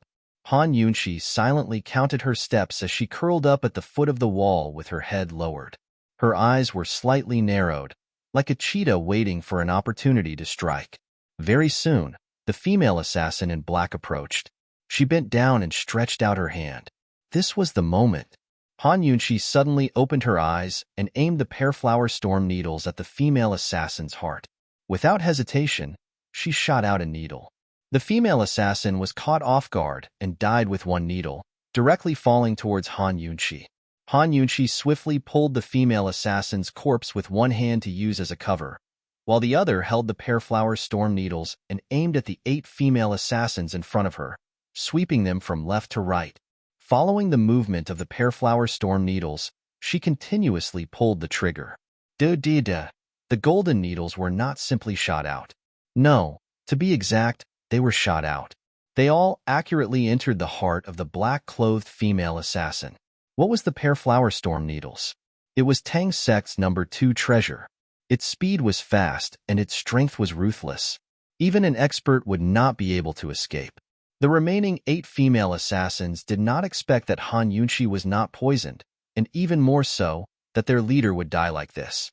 Facing the sudden Pearflower Storm needles, they did not even have time to regain their senses. One by one, they fell down one by one, all of them with a needle in their hearts, dying on the spot. Everyone had fallen, and Long Fei Ye's line of sight was no longer obstructed. He saw Han Yunqi still sitting in her original position, fiercely pushing away the corpse of the female assassin leader. That dainty little face was a little pale, but it was cold and threatening. Her gaze was sharp, and there was a kind of indescribable beauty of ruthlessness. Actually, giving her such a terrifying weapon like the Pearflower Storm needles, Long Fei should have been assured long ago. With such a powerful weapon, if she still could not survive, then there was no point in keeping her, wasn't there? But he had still watched from the beginning to the end. However, he had to admit that although she had the help of the Pearflower Storm needles, but the speed in which Han Yunqi blew up these 10 poison men had far exceeded his expectations. She was straightforward and did not lose out to any expert skill. Han Yunqi did not know that Long Fei was watching her from the side. After taking care of the 10 poison men, she had taken the antidote and was finally able to breathe again, and the taut string in her mind was finally able to relax. The loft was guarded by these 10 poison men, and with them gone, the loft would be safe. As for the hundreds of black-robed assassins outside, they would all be handed over to Tang Li. Although it was still a chaotic battle, but Tang Li could guarantee that he would not allow any of the assassins to take even half a step closer to the loft. Han Yunqi was very safe. She stepped over the corpses that littered the ground and leaned against the railing, admiring the fight in the courtyard with great interest. To be exact, the chaotic battle in the courtyard was not a fight. With Han Yunqi's intelligence, she very quickly saw through Tang Li's routine. This fellow only had 2 abilities. One was to dodge the opponent's attacks, and the other was to use hidden weapons to kill the opponent. And it was just these 2 abilities that Tang Li had performed brilliantly, his figure dodging as fast as lightning, and all the hidden weapons that he had used. Han Yunqi could not see them clearly at all. She could only see that all the corpses that had fallen had all been hit in their vital areas by the hidden weapons. The more Han Yunqi watched, the more serious she became, and the more engrossed she became. She thought, if she could also learn Tang Li's ability to smear lethal poison on the hidden weapons, even if it did not hit any vital areas, she would still be able to kill people in the blink of an eye. With that thought in mind, Han Yunqi suddenly realized that she was also a potentially dangerous person, and she couldn't help but feel happy. Long Fei, who was standing at the side, had not left yet. He raised an eyebrow as he watched, and the more he watched, the more satisfied he became. Very good. This woman could actually still wear a smile on her face in this kind of situation and watch leisurely from the sidelines. She was indeed courageous. She was calm and collected in the face of trouble, courageous and resourceful, able to advance and retreat, and also had superb poison skills. It would be a waste to keep her by his side and not use her. Long Fei looked at Han Yunqi, and Han Yunqi looked at Tang Li. Time passed just like that, and not long after, Tang Li had taken care of nearly 100 black-clothed assassins. The entire mountain stronghold was covered in corpses, and it was a complete mess. Tang Li, dressed in a spotless white robe, stood among the corpses. His handsome face was silent, and his eyes were cold and aloof. Suddenly, There was a feeling of desolation between heaven and earth. Han Yunxi only felt that this fellow had suddenly become otherworldly again. All right, that was just an illusion. Tang Li flew upstairs and glanced at the poison men all over the floor. With one glance, he could tell that these people had all died from the pear blossom storm needles, and all of them had died from a single needle. Although the pear blossom storm needles were powerful, Han Yunxi had never used it before. For her to be able to produce such a level of power on her first try, she had to admit that Long Fei had good taste. A hint of appreciation flashed past Tang Li's eyes, but it quickly disappeared. He opened his mouth and said, "Where are the pear blossom storm needles? Hand it over." His tone made it sound as if she would pocket it for herself. Han Yunxi handed over the pear blossom storm needles without hesitation. She didn't care for it.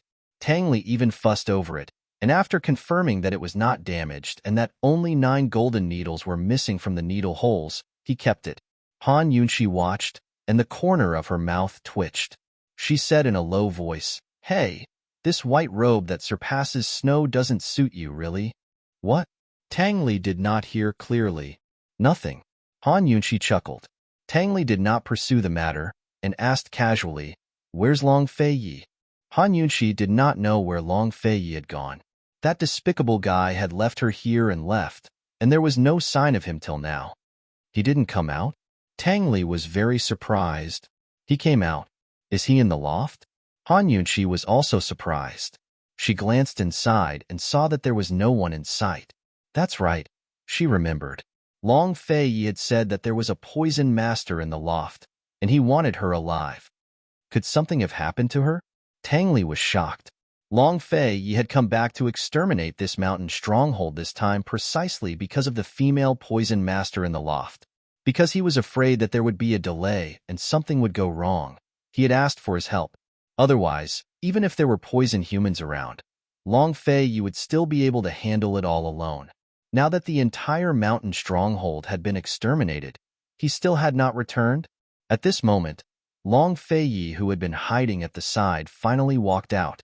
He glanced at Tang Li and Han Yunxi, and with an expressionless face, he walked towards the loft. Han Yunxi was completely confused.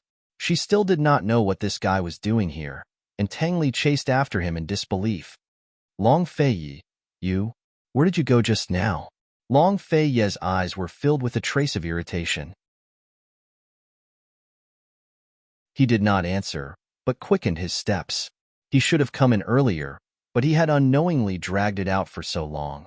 By the time Long Fei reached the center of the loft, it was already too late. He saw a woman committing suicide in the loft, her wrist dripping with blood, no longer breathing. Han Yunxi saw the table full of poisons and knew that this woman was the poison master that Long Fei had wanted to keep alive.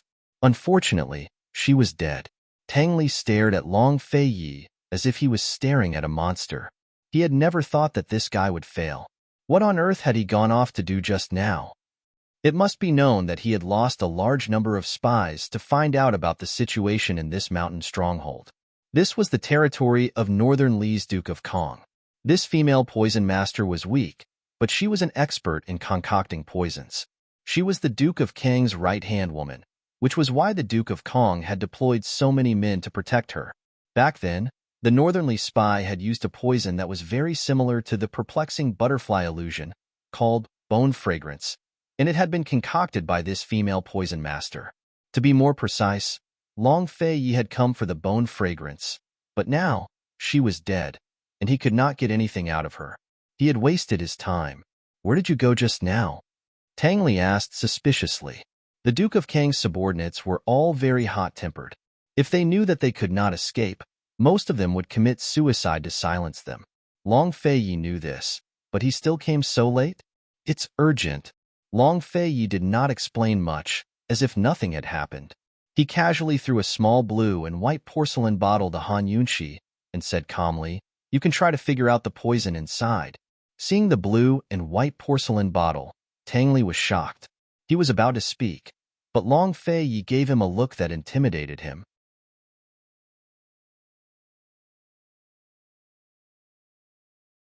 Chapter 194. Inside the little blue and white porcelain bottle, was perplexing butterfly illusion. This was a poison related to Long Fei Ye's origins and his entire life. It contained a world-shaking secret. Tang Li knew that Long Fei Ye had brought Han Yunqi this time to see if she was worth nurturing and keeping for his own use. Han Yunqi's performance was indeed worthy of recognition, but he never expected Long Fei Ye to toss such an important item to Han Yunqi to figure out. After all, no one else had ever seen such a thing besides him and Chu Shifeng.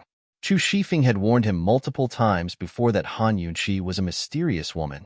She was completely different from the useless trash of the Han family and full of suspicions.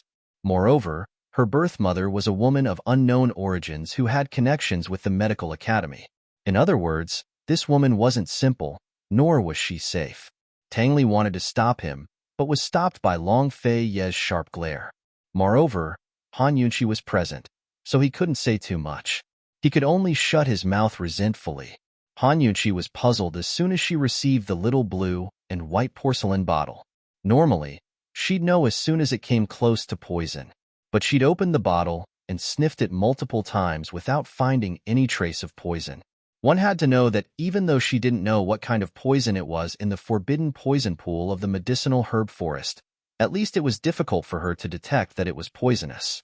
However, facing the transparent liquid in this small porcelain bottle, she actually didn't detect it at all. Strange. Is this really poison? Han Yunqi looked doubtfully at Long Fei Ye and asked, "What's this thing called? Where did it come from?" Tang Li immediately looked over vigilantly at these words, but Long Fei Ye was very calm. "Once you've figured it out, just tell your lordship." In other words, she didn't need to know that much. "What do you want to know?" Han Yunqi asked next. "Poison, poison formula, antidote, and how long has this bottle of poison been stored?" Long Fei Ye said seriously. A complicated look flashed across Han Yunqi's eyes. She asked again, "How are you so sure that this thing is poison?" Unexpectedly, Long Fei Ye took out a little bit of the venom and dripped it on the female poison master's corpse. From the spot where the venom dripped on, the skin, flesh, and bones started to corrode. Just like that, the corpse disappeared into thin air, not even leaving behind a trace. It only turned into a wisp of green smoke that emitted a strange fragrance. Soon, the green smoke dissipated, and so did the fragrance. Han Yunqi took a few steps back as she watched the horrifying scene unfold before her eyes. She felt a chill run down her spine. This thing was 100 times scarier than modern highly concentrated sulfuric acid. Poison, this was definitely the most terrifying poison she had ever seen. At this moment, Long Fei Ye took out another bottle of venom and got Tang Li to find a corpse to poison. Han Yunqi didn't say a word as she watched silently. She saw that where the venom touched the corpse, the clothes, skin, and flesh were instantly corroded into powder, leaving only the eerie white bones. The bones also emitted a faint fragrance, but it was different from the green smoke earlier. This is the poison concocted by this female poison master. It's called. Before Long Fei Ye could finish his sentence, Han Yunqi could roughly guess what he meant. She interrupted him. This is called bone fragrance. It can corrode a person's skin, flesh, and hair, leaving only the bones. This kind of poison is very cruel and not commonly seen. But compared to the poison in your porcelain bottle, although it looks similar, it's actually completely different. After witnessing Han Yunqi's professional standards, Long Fei Ye wasn't curious. His deep eyes flashed with a hint of relief. He thought that this female poison master's death today wasn't in vain. Since it was a completely different poison, he wouldn't be able to get much valuable information out of her. Handing the perplexing butterfly illusion to Han Yunqi seemed like a good choice. However, Tang Li raised his eyebrows and sized up Han Yunqi. "Are you sure it's different? Can it corrode things?" Tang Li had long heard of Han Yunqi's poison skills, but he had never seen it with his own eyes. Han Yunqi didn't answer him. Instead, she took out a few small bottles of venom from the medical bag she carried with her and dripped them on the corpse. As she dripped them, she introduced them. "This is specially used to corrode hair. This is specially used to corrode skin. This is specially used to corrode bones." By the time she finished speaking, the corpse had already been tormented beyond recognition. With a serious expression, Han Yunshi took out another bottle of poison. Bone fragrance, I have it too. As she spoke, she poured it on the corpse. Sure enough, the situation just now happened. Han Yunshi lined up the poison bottles on the table and pointed at the various signs of poisoning on the corpse. She introduced the effects of the poison, the formula, the color, and the smell in detail as if she was very familiar with them. Long Fei listened attentively, but Tang Li was already dumbfounded. Such a scene, let alone a woman, even a grown man like him would find it terrifying. However, Han Yunshi was actually focused, serious, and serious. There was a magical power that made people unable to take their eyes off her. Tang Li had always looked down on women. Now, he finally knew how much he had underestimated this woman. He also finally understood that this woman wasn't someone he could offend casually. Just think about it. A woman who could casually take out several bottles of deadly poison and turn a living person into slag in an instant. How terrifying was she? These poisons are all corrosive, but they all leave behind powder, even hair. Moreover, the toxicity doesn't spread. Wherever the poison is applied, it will only corrode that area. However, this bottle of yours didn't leave a single trace. A drop of it has extremely strong expansion and directly destroyed a corpse. The effects of the poison are actually completely different. With different effects, the formula will definitely be different. Therefore, the two can't be compared. Long Fei listened while nodding thoughtfully. Han Yunshi hesitated for a moment, but still frankly told him the truth. Your Highness, if you didn't say it, I really wouldn't have noticed that this thing was poisonous. I know nothing about it. If you're in a hurry to get an answer, I can't do it. This was the first time Han Yunshi had encountered a completely unknown poison. She especially wanted to stay and study it carefully. However, the greater the ability, the greater the responsibility. She could tell that this thing wasn't simple for Long Fei, so she had to make things clear. Unexpectedly, Long Fei suddenly smiled faintly. Haha, I'll leave it with you. This duke isn't in a hurry. Han Yunshi was a little surprised. It wasn't because of Long Fei's words, but because of his smile. If she didn't remember wrongly, this should be the first time she saw such a genuine smile from him. The most she had seen before was a sneer at the corner of his mouth. 1,000-year-old black ice, melting in an instant, spring returning to the earth, all living things recovering. Was it this beautiful, this gentle? So, this big ice mountain also knew how to smile. When they were leaving, they saw the poison men's corpses at the door. Han Yunshi asked Long Fei if these people were the subordinates of Northern Li's Duke of Kong. Long Fei nodded. This person is too dangerous. What is he trying to do? Han Yunshi asked seriously. Poison cultivation was divided into poison men, poison corpses, and poison goo. Although poison men were the lowest level of cultivation, to be able to cultivate so many of them was not a simple matter. Han Yunshi couldn't even cultivate one now because she had the medicine in her hands, but she didn't know how to cultivate poison. Han Yunshi had a faint feeling of unease. Northern Li's Duke of Kong was plotting something extremely big. Han Yunshi's worries were also what Long Fei was thinking. Turning back to look at the mountain stronghold that was littered with corpses, Long Fei raised his sword and left a mark on the door that symbolized his identity. He said coldly, "This time, this duke doesn't believe that we can't force him out." This place was very close to Medicine City and could be considered the Duke of Kang's base of operations there. Moreover, that female poison master was the Duke of Kang's right-hand woman. Long Fei had used a single night to slaughter the entire stronghold.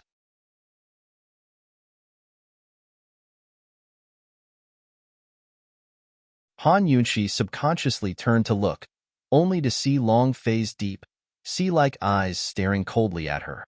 "Your Highness." Han Yunshi felt like she had to explain herself, but she couldn't bring herself to say it.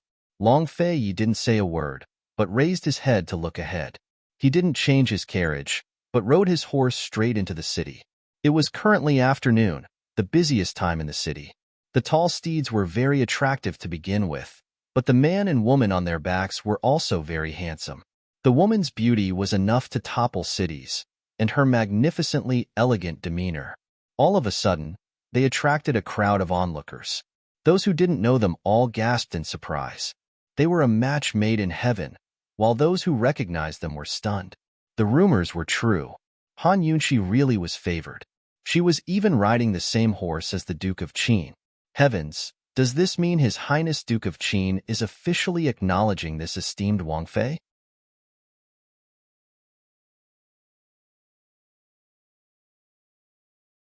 Chapter 195. Han Yunqi was so immersed in her own fear that she didn't notice the strangeness around her. Long Feiyi, on the other hand, was riding high on his horse like an arrogant king. As for whether he noticed the gazes and discussions around him, no one knew. One horse and two people caused a sensation in the entire city. In a nearby inn, Gu and Mu Ling were sitting by the window. Because Gu Qixiao had stolen the Xie clan's treasured medicinal tea tree saplings, the Xie clan had issued a ban on all of Medicine City. It wasn't until today that he escaped with the Mu clan's secret help. He'd hardly sat down when he saw the bustling scene on the streets. Even though Mu Ling only had eyes for Gu, she still couldn't take her eyes off Long Feiyi. "Chi brother, who is that man? He looks very scary." "He's the thief who wants to go to your house," Gu casually replied. Even though he hated Long Feiyi, he wasn't someone who would use hatred to torture himself. He still remembered Long Feiyi's grudge and wasn't angry at all. His attention was completely on Han Yunqi. He noticed that she had lost a lot of weight in just a few days. She looked very tired. Did she and Long Feiyi just return to the city? What did they do together? Did Long Feiyi bring her back to the city on purpose, or was it just an accident? Thinking up to here, Gu's lips curled into a disdainful sneer. Would Long Feiyi do something without a purpose? He wouldn't believe it even if he was beaten to death. However, he couldn't figure out Long Feiyi's intentions. Or could it be that Long Feiyi also had his eyes on Han Yunqi? "Chi brother, just who is he? I don't think he's simple." Mu Ling asked as her gaze followed the people running below. She wanted to see him for a while longer, even if it was just for a little while. This man was frightening at first glance, and even more frightening at second glance. Still, she couldn't help but want to see him for a third time. "Tianning's Duke of Qin," Gu answered carelessly. Unlike Mu Ling his attention was completely on Han Yunqi. Mu Ling was so shocked by the words "Tianning's Duke of Qin" that she spat out a mouthful of tea. "What did you say?" Gu glanced at the tea on the table in disgust, then continued to look down the stairs. "He's Tianning's Duke of Qin? You. If my father, I promise, will kill you." Mu was so shocked that her face was white. Of course, her shock wasn't because of the Medicine Forest incident. The collusion between the Mu clan and Northern Li's Duke of Kong was an extremely secretive affair. Even Mu Ling didn't know about it, much less the truth behind the theft of the Medicine Forest. As the Mu clan's most talented pharmacist and the one with the most potential to inherit the position of clan head, she never cared for such details. She only knew that Chi brother had suddenly run to find her one day and asked her to help him set up a trap to lure someone to the Mu clan. She'd agreed without a second thought and obtained her father's approval to deploy troops to set up an inescapable net. But she never expected that the person Chi brother wanted to scheme against was Tianning's Duke of Qin. It wasn't that the Mu clan couldn't afford to offend the world's #1 cold duke, but they couldn't offend him so casually. If her father found out about this, wouldn't he lock her up for 8 to 10 days? After Gu rolled his eyes at her, Mu Ling tactfully wiped the tea table clean. Then she asked, "Chi brother, do you have a grudge against the Duke of Qin?" It wasn't clear whether Gu didn't want to pay attention to her, or if he didn't hear her at all. In any case, he just stared outside without reacting. Mu Ling suspiciously followed his gaze and finally realized that Gu was staring at none other than Han Yunqi. Seeing Gu's absent-minded state, the clever Mu Ling more or less understood what was going on. Her clear and melodious voice lowered. "Chi brother, that woman is Qin Wang Fei Han Yunqi, right?" But Gu still didn't answer. When he saw Long Feiyi and Han Yunqi walk past the door of the inn, he rose to leave as well. Mu Ling hurriedly followed. "Chi brother, where are you going?" Gu lovingly stroked her bangs with an enchanting smile. "Little Ling you should go back to the city. Be good." Mu Ling anxiously grabbed his hand and asked without thinking, She's the one in your heart? This girl was smart, but she couldn't hide her thoughts, especially when it came to Gu.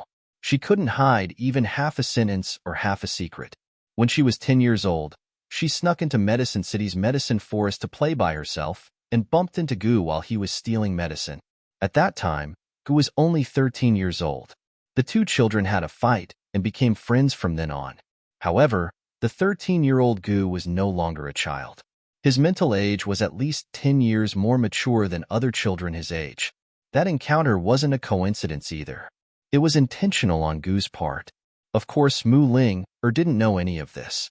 Since then, Mu Ling had always called this older brother who was prettier than her, Chi brother. She only knew that he was an orphan who grew up eating the bread of hundreds of families. She had never seriously investigated his background. Chi brother had always been carefree, frivolous, and unrestrained. She had never seen him so serious before. But the way he looked at that woman, he was clearly captivated. That night on the roof of the Mu estate, Chi brother said that there was someone in his heart. It must be her. Mu Ling was extremely stubborn. She blinked her big bright eyes and stared at Gu. Unexpectedly, Gu's smile became even brighter. He was very happy.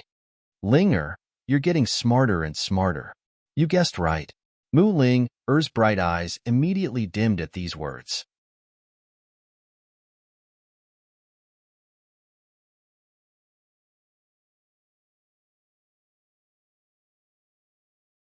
Han Yunqi then remembered the things on the table.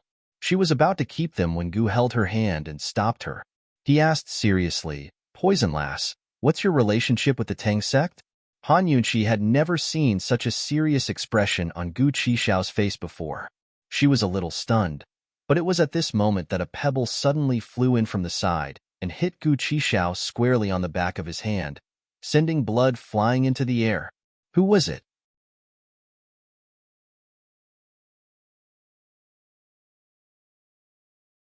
Chapter 196. Just how much strength did one need to use a single pebble to leave Gu Qixiao's back a bloody mess? Han Yunqi instinctively turned around and saw that Long Fei had appeared out of nowhere. He was dressed in black and stood at the side like a god. His entire body was emitting a terrifying murderous aura, and his cold face was overflowing with anger. Gu's long and narrow eyes narrowed into a straight line. Not only did he not raise his head, he ignored the injury on the back of his hand and grabbed Han Yunqi's hand. Kidnap her? This was Han Yunqi's first thought. Hence, without thinking, she casually grabbed a golden needle from the table and ruthlessly stabbed the back of Gu's hand. Unfortunately, this needle was the one that Han Yunqi had just poisoned. This stab directly pierced the bloody wound on the back of Gu's hand. God knows what poison Han Yunqi had applied. Gu's face turned pale, and he immediately let go of his hand. No, to be exact, he did not let go of his own accord, but his hand had lost its strength.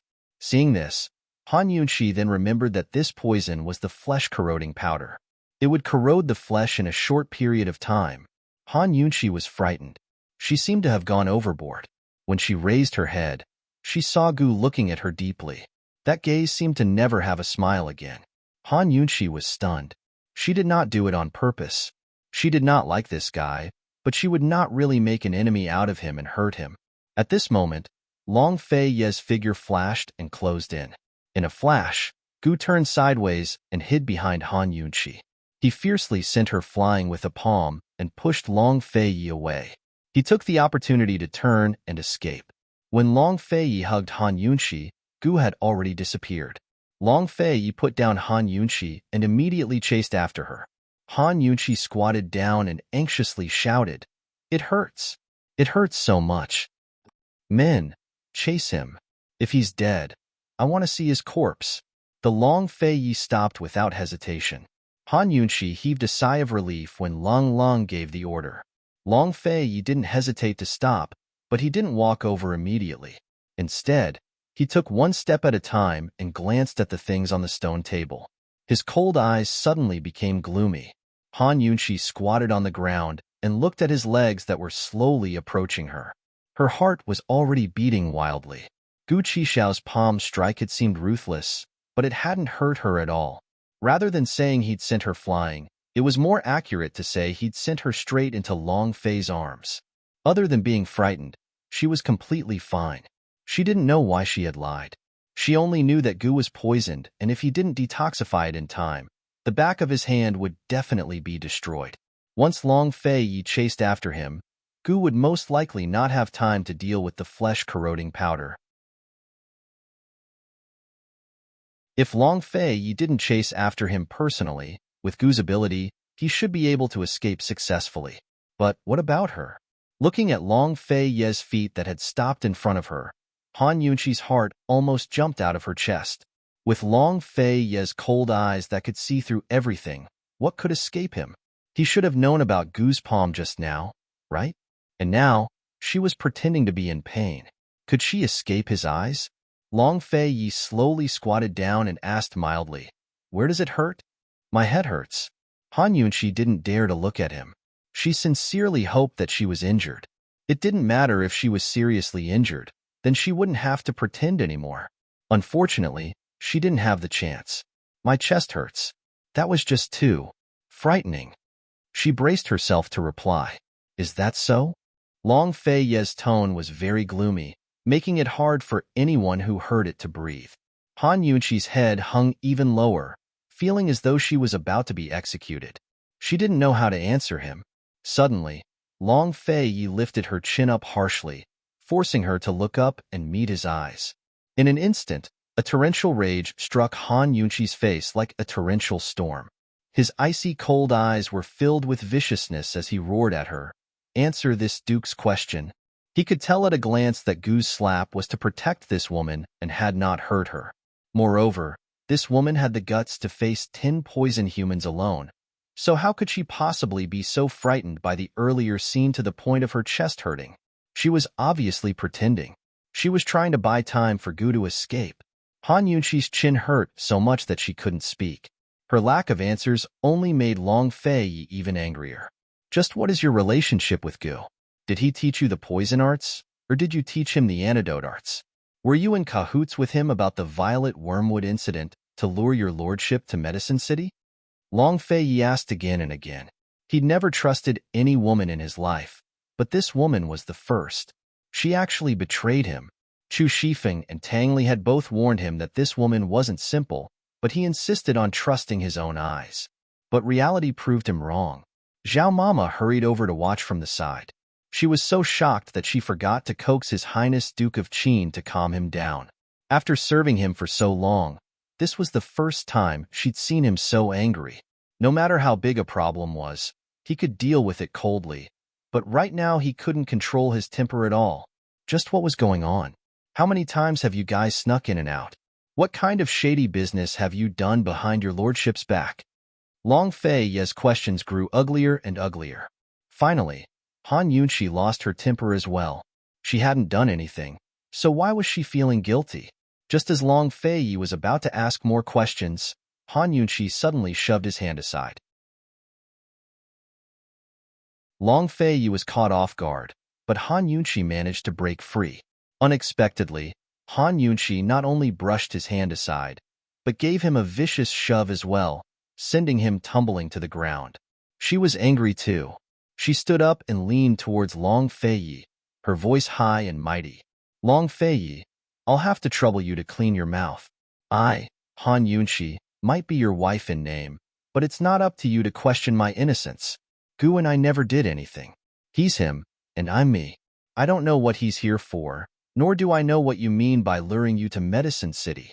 Also, I'll have to trouble you to send more guards to guard the courtyard.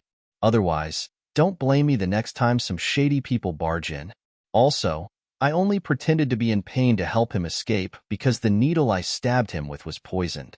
If I didn't explain the antidote, it would have ruined the back of my hand. In any case, he did save my life, so I didn't want to repay his kindness with enmity. That's all." Han Yunqi finished speaking in one breath, gasping for breath. She didn't realize that she'd actually explained a lot. Of course, she also didn't realize that she'd done such a terrifying thing. One had to know that Zhao Mama had already fainted by the door from fright. Even the current emperor would have to think twice before being so fierce to His Highness Duke of Qin. Han Yunshi actually pushed the Duke of Qin to the ground and acted so high and mighty. Long Fei propped himself up on his elbows and stared at Han Yunshi in shock. He had to admit that he was caught off guard. He never thought that Han Yunshi would react like this. This woman, she actually dared to be even fiercer than him. Moreover, she was so fierce in such a magnanimous manner. Was she trying to explain herself in the last few sentences? He narrowed his eyes and stared at her with cold eyes.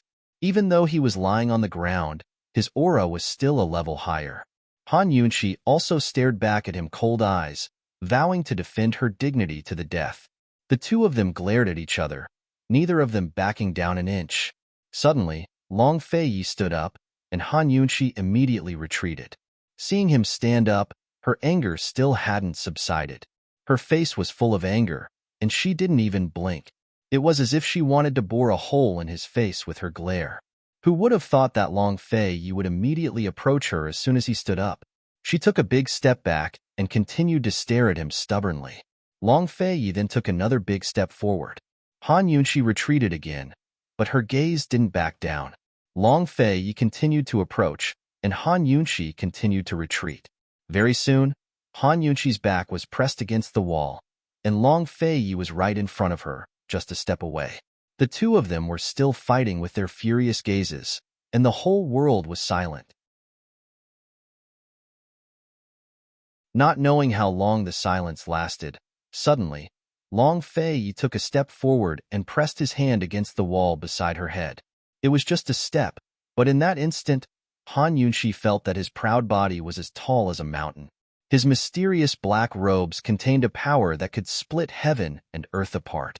Everything came crashing down on her with an earth-shattering force. Finally, Han Yunshi realized what she had just done. She was afraid. Long Fei, Han Yunshi subconsciously wanted to explain, but who knew that Long Fei suddenly lowered his head and sealed her lips with a kiss, sealing all her words. His lips were so cold. This was Han Yunshi's first thought. She didn't have time to feel more before the coldness immediately retreated. And at this moment, her heart fiercely thumped as she panicked. Long Fei, what do you mean? Han Yunshi, from today onwards, your innocence is Bin Wang's. There won't be a next time. Remember this well? After Long Fei finished speaking, he let go of her hand and turned around to leave. Han Yunshi was left in a daze on the spot. Her heart was beating frantically, and she couldn't regain her senses for a long time. Her fingertips gently brushed against her lips, as if she could still feel the remnants of his breath and coldness. But why did she feel that everything just now was like a dream, so unreal? Although it was just a peck on the lips, it was a real kiss. Long Fei, what do you mean by that? What did Long Fei mean? Perhaps even he himself didn't know. As soon as he left, he immediately issued an order: deploy all forces to investigate Gu and Medicine City's Mu family. When he returned to his sleeping quarters, he lightly leapt onto the roof. Only then did his tense lips relax. He gently stroked his lips, his eyes flickering with an unfathomable light. His heart had always been as calm as stagnant water, as cold as ice. His life had always proceeded according to plan, but ever since this woman came, there had been one exception after another. Han Yunshi, since Bin Wang has decided to use you, he definitely won't give her any chance to betray him. The next day, Han Yunshi was still absent-minded and out of sorts when Long Fei suddenly appeared at the door of her study. She immediately stood up in a panic, but Zhao Mama, who was just about to bring in tea, casually broke the teacup. Zhao Mama didn't see what happened after yesterday, but what happened before was enough to make her unable to forget it for the rest of her life. She didn't dare to make a sound and only pretended that she didn't see anything yesterday as she hurriedly cleaned up the broken pieces. However, Long Fei's reaction was the most cold, as if nothing had happened. He said to Han Yunshi coldly, "Come out." "Do what?" Han Yunshi asked in her heart. The fears her from yesterday had long disappeared. When she saw Long Fei leave, she hurriedly followed. When the two of them arrived at the courtyard and saw a table full of golden needles and concealed weapons, Han Yunshi finally understood that this guy had come to teach her how to use concealed weapons. She had been absent-minded from yesterday until now and had forgotten about this matter. He was actually calm and could even come in person. She didn't know why, but a trace of disappointment flashed through Han Yunqi's heart. Long Fei, was it just your tyrannical declaration of ownership yesterday to restrict my freedom? Was that all?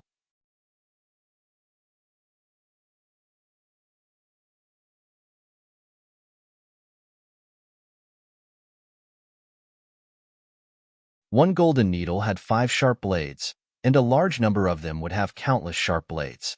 When the enemy was caught off guard, the hit rate was still very high. There's another way to use it. When you're escaping, throw it on the ground and it can stab the enemy's foot, giving you time to escape. When Long Fei said this, he handed a plum blossom needle to Han Yunqi and added coldly, "Of course, this prince thinks that you don't need to use this ability. When it's time to escape, one must escape." Han Yunqi muttered in her heart, but on the surface, she nodded seriously. "Amen, I understand." It seemed that she didn't need to practice the plum blossom needle. Long Fei took out 2 golden needle concealed weapons at the same time. The length and thickness were about the same as a normal medical needle, but one of them had 3 needle points at the end, and the other needle point was hooked. These 2 are called acupoint needle. As Long Fei said this, he raised his eyebrows and looked at Han Yunqi, saying indifferently, "Guess how it's used?" Acupoint needle. Han Yunqi picked up the acupoint needle and gestured. She didn't even need to think before answering. This is specially used to attack the vital acupoints. Since it was called acupoint needle, it must be used to attack acupoints. But it had to be said that the Tang sect's research on this kind of needle was really ruthless. A normal golden needle piercing an acupoint was much scarier than using a finger to attack an acupoint. Much less this kind of needle. It was simply asking for death. It wasn't sure if Han Yunqi was smart, or if Long Fei's question was too simple, but in any case, he didn't praise her for being smart. He continued, "This needle can be used in close range or long range. To use it in close range, you need to get close to the enemy and attack when they're unprepared. To use it in long range, it tests your eyesight and hand strength." Han Yunqi nodded seriously. She knew that eyesight and hand strength were the key to using concealed weapons. Long Fei wasn't in a hurry to teach her these 2 abilities. He picked up the 3rd type of golden needle concealed weapon. This needle was very small, only half the size of a normal medical needle. "This is called a needle." Needle? Han Yunqi didn't understand. From what she knew, whenever a needle was mentioned, she would think of a clock. However, this needle wasn't a needle. Long Fei silently hid the golden needle between his fingers. His large hand suddenly reached towards Han Yunqi's face. Before his hand could get close, the golden needle was exposed and almost hurt her face. Han Yunqi didn't expect this. When she was about to dodge, Long Fei had already retracted his hand and asked rather patiently, "Do you understand?" Han Yunqi suddenly realized that the needle in needle referred to the fingers. She nodded as she hid the needle between her fingers. As expected of someone who held needles all year round, such a small trick wasn't difficult for her. Soon, her 10 fingers were full of needles. "Take this," she shouted sternly and stretched out both hands. In a moment, 8 needles surrounded Long Fei's face. The needle tips were less than half a needle away from his cheek. That was close. One had to know that if Han Yunqi had used just a little more strength, or if Long Fei had moved just a little, his face would have been done for. It was a habit that he had cultivated since he was young to never allow any danger to come near or anything that was out of his control. However, in that moment, if Han Yunqi wanted to kill him, it would be as easy as flipping her hand. In that instant, a murderous intent flashed across Long Fei's eyes. Han Yunqi didn't notice Long Fei's abnormality.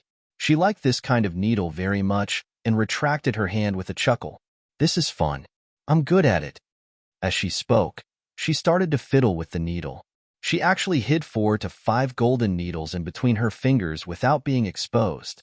She raised her hand to show Long Fei and said cockily, "Not a single one hit. There's still a follow-up." What a surprise. Before Long Fei could see clearly, Han Yunqi had already put down all the golden needles in between her fingers. She opened up her 5 fingers for Long Fei to see and laughed mischievously. She then put down her palm and touched the stone table. Once again, she showed Long Fei her 5 fingers were all closed. She smiled mysteriously at Long Fei. Her clear eyes flashed and a golden needle immediately appeared in between each of her fingers. She blinked again and the second golden needle appeared. Just like that, like magic, 5 golden needles appeared in between each of her fingers. Moreover, some of the golden needles appeared from the palm of her hand, while some appeared from the back. Her fair and delicate little hand seemed to have magic as it kept changing. That skillful appearance, those who didn't know would think that she was a hidden weapon expert. However, Long Fei wasn't looking at her movements, but her eyes. That pair of eyes were lively and bright. Following her movements, they suddenly brightened and dimmed. It was as if they could speak and were very charming. Unknowingly, the killing intent in Long Fei's eyes had long disappeared without a trace. Gradually, Han Yunxi felt that something was wrong with him. She stopped and blinked her eyes at him. "Your Highness," Long Fei finally regained his senses. Finally, after last night, he couldn't remain calm and evaded. She casually took out the remaining 2 types of golden needle hidden weapons and introduced them simply. This is called a row of needles, also known as a shoe needle. It is placed at the tip of the shoe and is used to kick the opponent's vital points. This requires the leg to be strong. It would be even better if you have leg skills. This is called a mouth needle. As the name suggests, it is hidden in the mouth and is used to injure the opponent. This requires internal strength. Actually, the usage of the 5 types of golden needle hidden weapons were very simple and could be understood with a little explanation. However, it was far from simple to use. Especially when facing an enemy, if it was used well and accurately, it definitely wasn't something that could be grasped in a short period of time. Han Yunxi, who was anxious to learn, missed the moment when this big iceberg dodged. She anxiously said, "Your Highness, teach me internal strength. Also, teach me hand strength and eyesight." After Long Fei had introduced it once, she didn't even need to think much before she knew how to apply the poison on these golden needle hidden weapons and what kind of poison to apply. In her previous life, she had never thought of becoming a poisoner. However, the situation forced her to do so, and there were people who saw her as a threat. Since that was the case, she might as well make this threat a reality. Not only would she be a poison doctor, relieving the sick, but she would also be a poisoner, protecting herself, punishing evil, and eliminating traitors. Han Yunxi was in a hurry, but unfortunately, Long Fei poured a basin of cold water on her. He stood up and said indifferently, "First, learn how to use it thoroughly. As for the rest, there's no hurry." His usual style was that his patience was limited. He wanted to leave after speaking, but Han Yunxi didn't let him go this time. She quickly chased in front of him to block his way and smiled obsequiously. "Your Highness, since you're here today, you should teach me altogether. I've been playing with golden needles since I was young, so I can learn these needle techniques quickly." Although Long Fei didn't reply, he didn't move either. Seeing this, Han Yunxi thought that there was hope and quickly said, "Your Highness, Chunxia will understand with just a hint. I guarantee that I won't take up too much of your time." Long Fei still said the same 2 words, "There's no hurry." "Your Highness," actually, unexpectedly, before Han Yunxi could finish speaking, Long Fei interrupted her and said, "There's no hurry. Wait for Tangli to come, and let him teach you." When these words came out, Han Yunxi was dumbfounded. She couldn't say the words that were on the tip of her tongue. Long Fei promised to teach her how to use concealed weapons, but he didn't promise how to teach her or to what extent. Thus, he simply explained a few things to her as a way of fulfilling his promise. She didn't have anything to say. This stingy guy. He clearly remembered what happened at the city gate last time. Wait for Tangli to come and teach her? When would Tangli come? Would he really come? Han Yunxi chuckled. Meanwhile, Long Fei had already turned around.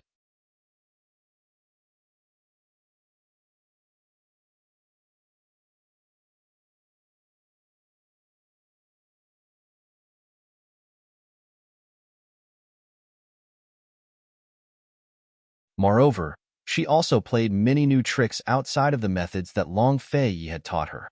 It was a pity that she didn't have enough strength. She couldn't use them from a long distance, and she could only use some of her golden needles at close range. She also had to be faster than her opponent. She'd never come across such things before, but Han Yunxi was very interested. She even dragged a few guards over to practice, scaring them so much that they didn't dare to show themselves. Long Fei had nothing to do these days. He stayed at home, but didn't come to Han Yunxi's place. He was in a good mood and actually agreed to Grand Concubine Yi's request. With a few words, he found an important position for Zhang Sunche, Murong Wanru's current husband. The assistant minister of the Ministry of Appointments was a fourth-rank official. In the capital, where one could hit a few third-rank officials with a casual throw of a stone, a fourth-rank official was nothing. But this was the Ministry of Appointments, the head of the civil officials. The position of the assistant minister was second only to that of the Minister of State. He was in charge of all civil officials in the world, such as appointments, examinations, promotions, and promotions. With such a position, how could he be afraid of others looking down on him? Even the higher-ranked officials had to be polite and didn't dare to offend him. Naturally, the higher-ranked officials were appointed by the emperor himself. But who could guarantee that their relatives and friends would have a smooth career without asking the Ministry of Appointments for help? In short, the position of assistant minister of the Ministry of Appointments wasn't just a fat job, but an extremely high status. Because of Murong Wanru's special status, no one dared to provoke her at Marquis Pingbei's estate. As a newlywed, Zhang Sunche waited on her like a grandson. Now that her maternal family had found him such a good position, Murong Wanru's face looked very good. She came back personally to thank him, but Long Fei didn't even want to see her. Han Yunxi had heard all of this from Zhao Mama's gossip. She thought, Murong Wanru's already married off, so what else can she do? If the Duke of Qin could find a position for Zhang Sunche, she should be satisfied and quiet down.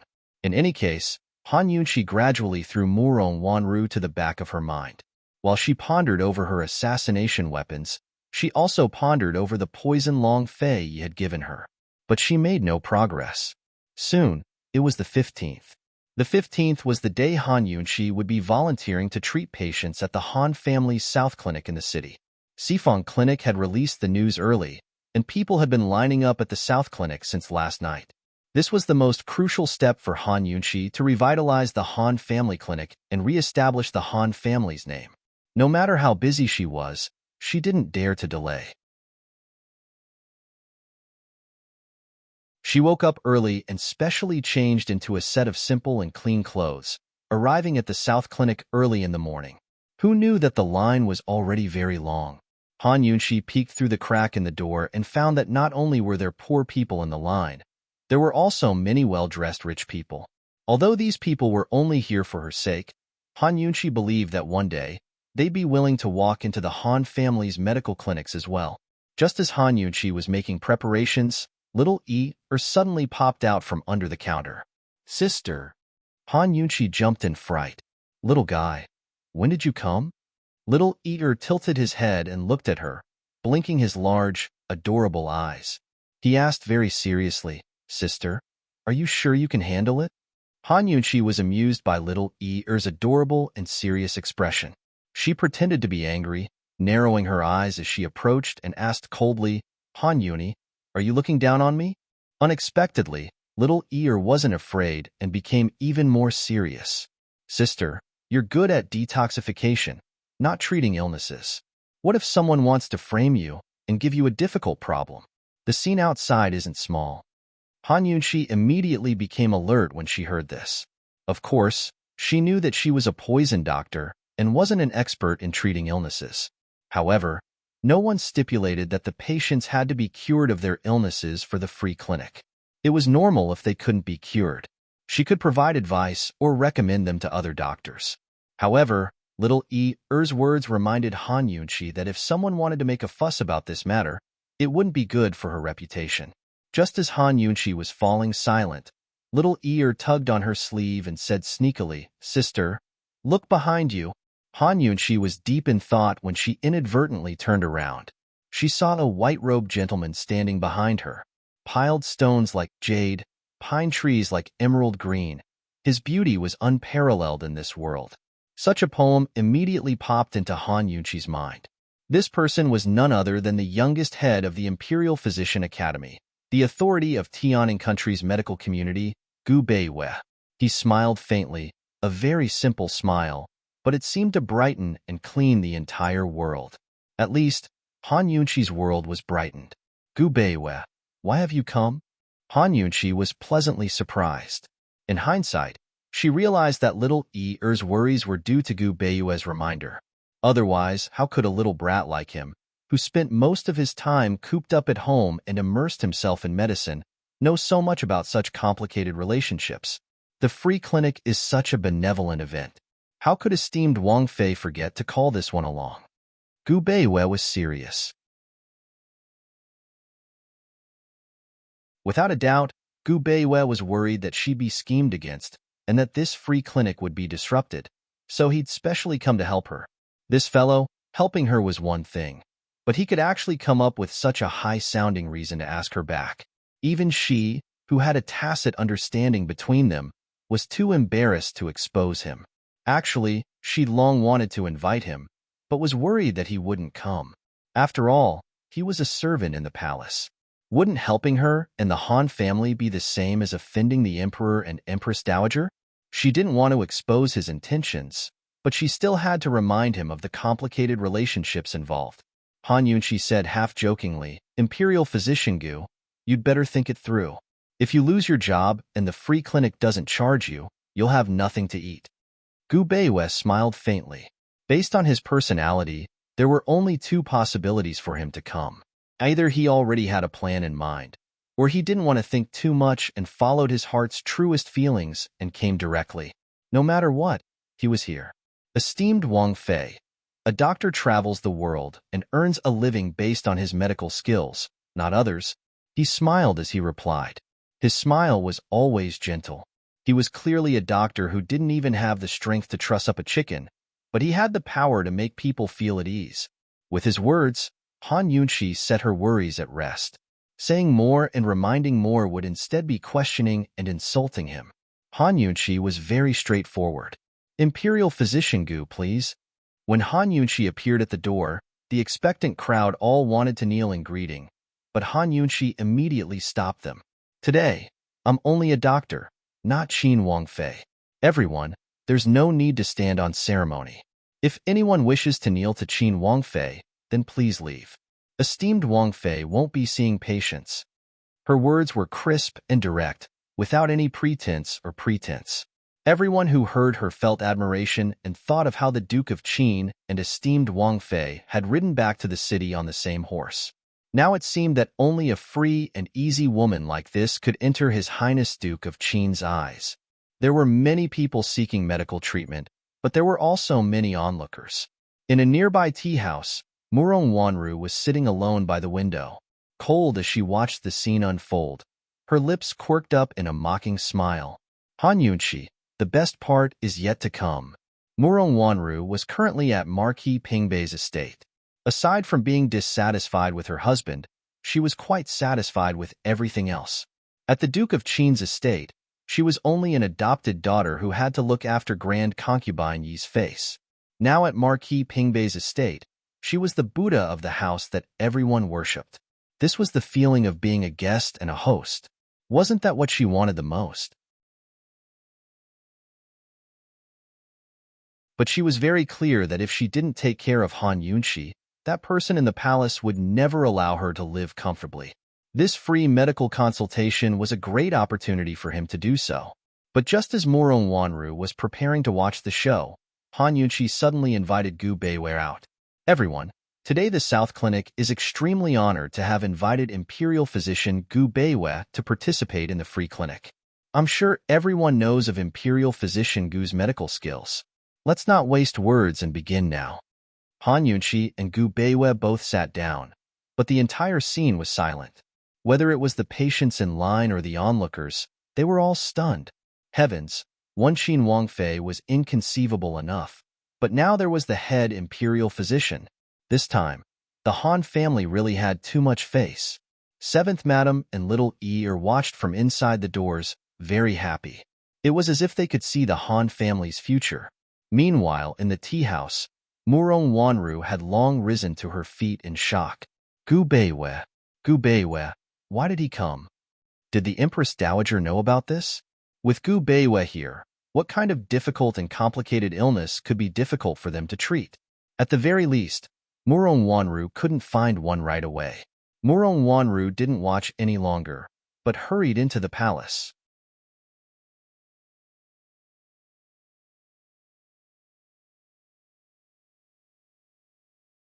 Chapter 199. With Gu Beiwe holding the fort, the Han family clinic in the south of the city was bustling with activity. Leaving aside the wealthy families, many of the city's high officials and nobles, as well as members of the imperial family, had rushed over in hopes of getting a spot in the queue. As for the fact that Gu Beiwe was holding a clinic in the name of the Han family, it was completely ignored. Gu Beiwe was the head of the imperial physician courtyard and Emperor Tianhui's personal physician. Without Emperor Tianhui's appointment, who would be able to invite him if he didn't give them face? Murong Wanru hadn't even arrived when the Empress Dowager found out about Gu Beiwe's attendance at the clinic. Spies kept coming to report the bustling scene outside the south of the city, making her restless. Her anger grew stronger and stronger until she threw caution to the wind. Someone come, summon Gu Beiwe. Just say that I'm very uncomfortable. Have him come here immediately. The Empress Dowager ordered through gritted teeth. The eunuch was in a hurry to go, but Li Mama quickly stopped him. Mistress, you can't. Why can't I? He's an outsider, using the palace's salary to work for the Han family. Don't think I won't touch him just because his medical skills are superior. The Empress Dowager was furious. Esteemed Empress Dowager, that's a free clinic. All the common people in the city are watching. If you summon Imperial Physician Gu back like this, it'll have a bad influence. Li Mama's reminder calmed the Empress Dowager down. Li Mama was right. That was a free clinic. If she summoned Gu Beiwe back in front of everyone, if Han Yunqi took the chance to defame her, the common people wouldn't spare her. The Empress Dowager stood up and paced back and forth, not daring to act rashly, but unwilling to give up.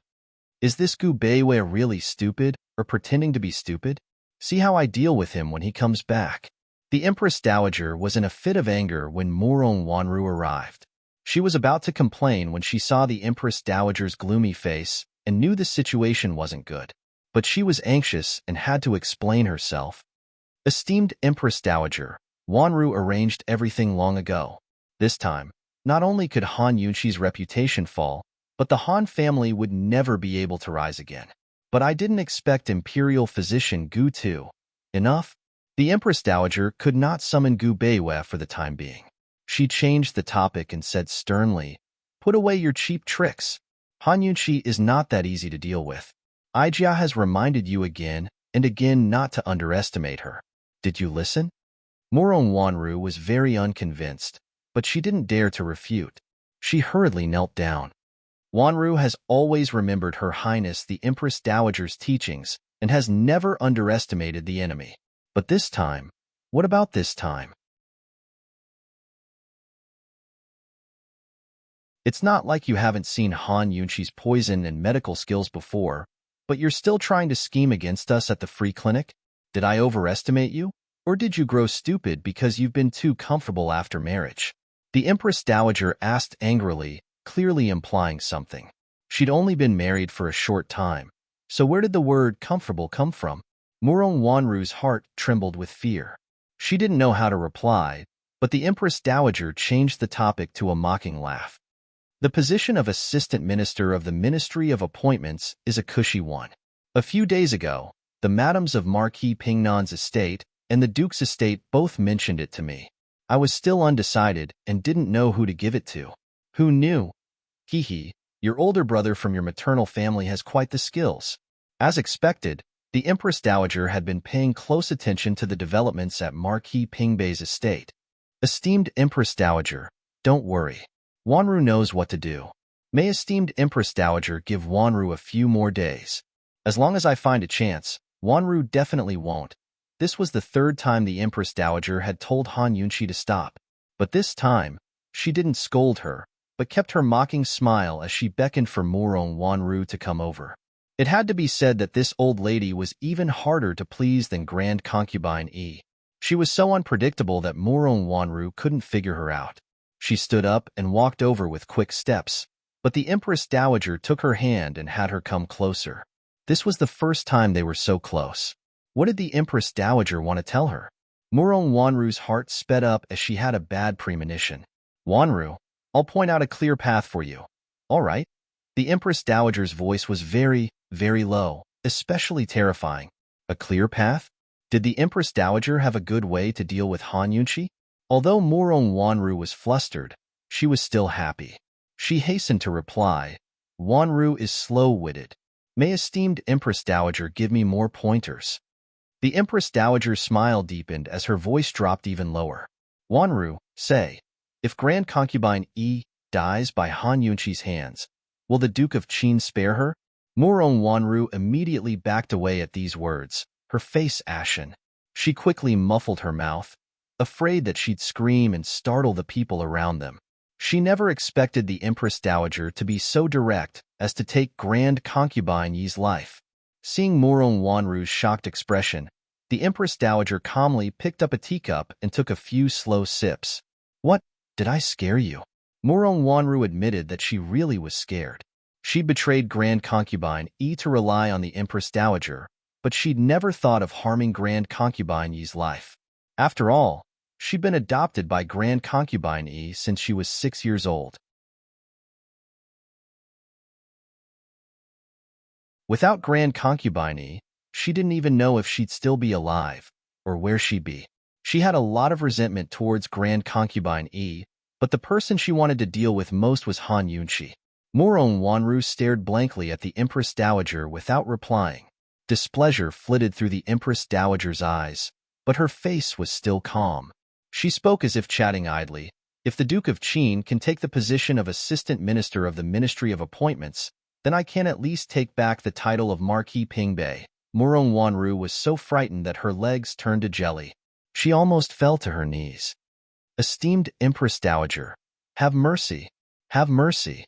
The Empress Dowager couldn't stop the Duke of Qin from finding a position for Zhang Sunche, but she had plenty of ways to have the Emperor destroy Marquis Pingbei's estate, strip away the hereditary title, confiscate the family's properties, and suppress Marquis Pingbei's estate to death. When the time came, would the Duke of Qin still interfere with court politics for her sake and clash with the Emperor again? Murong Wanru didn't believe he would. The fate of Marquis Pingbei's estate was her fate. Marquis Pingbei's honor and disgrace were her honor and disgrace as well. She couldn't bear the consequences. You're a smart child. I've already pointed out the path for you. Go back and think over what you should do. The Empress Dowager didn't give Murong Wanru a chance to speak. She waved her hand, indicating for Murong Wanru to withdraw. She only sighed faintly. Alas, remember, my patience is limited. I'll only give you 3 months. You can only succeed, not fail. Murong Wanru didn't know how she'd walked out, but her ears kept repeating the Empress Dowager's words. Take back Marquis Pingbei's title. Take back Marquis Pingbei's title. It wasn't until she left the palace gates and a cool breeze brushed against her face that Murong Wanru came to her senses.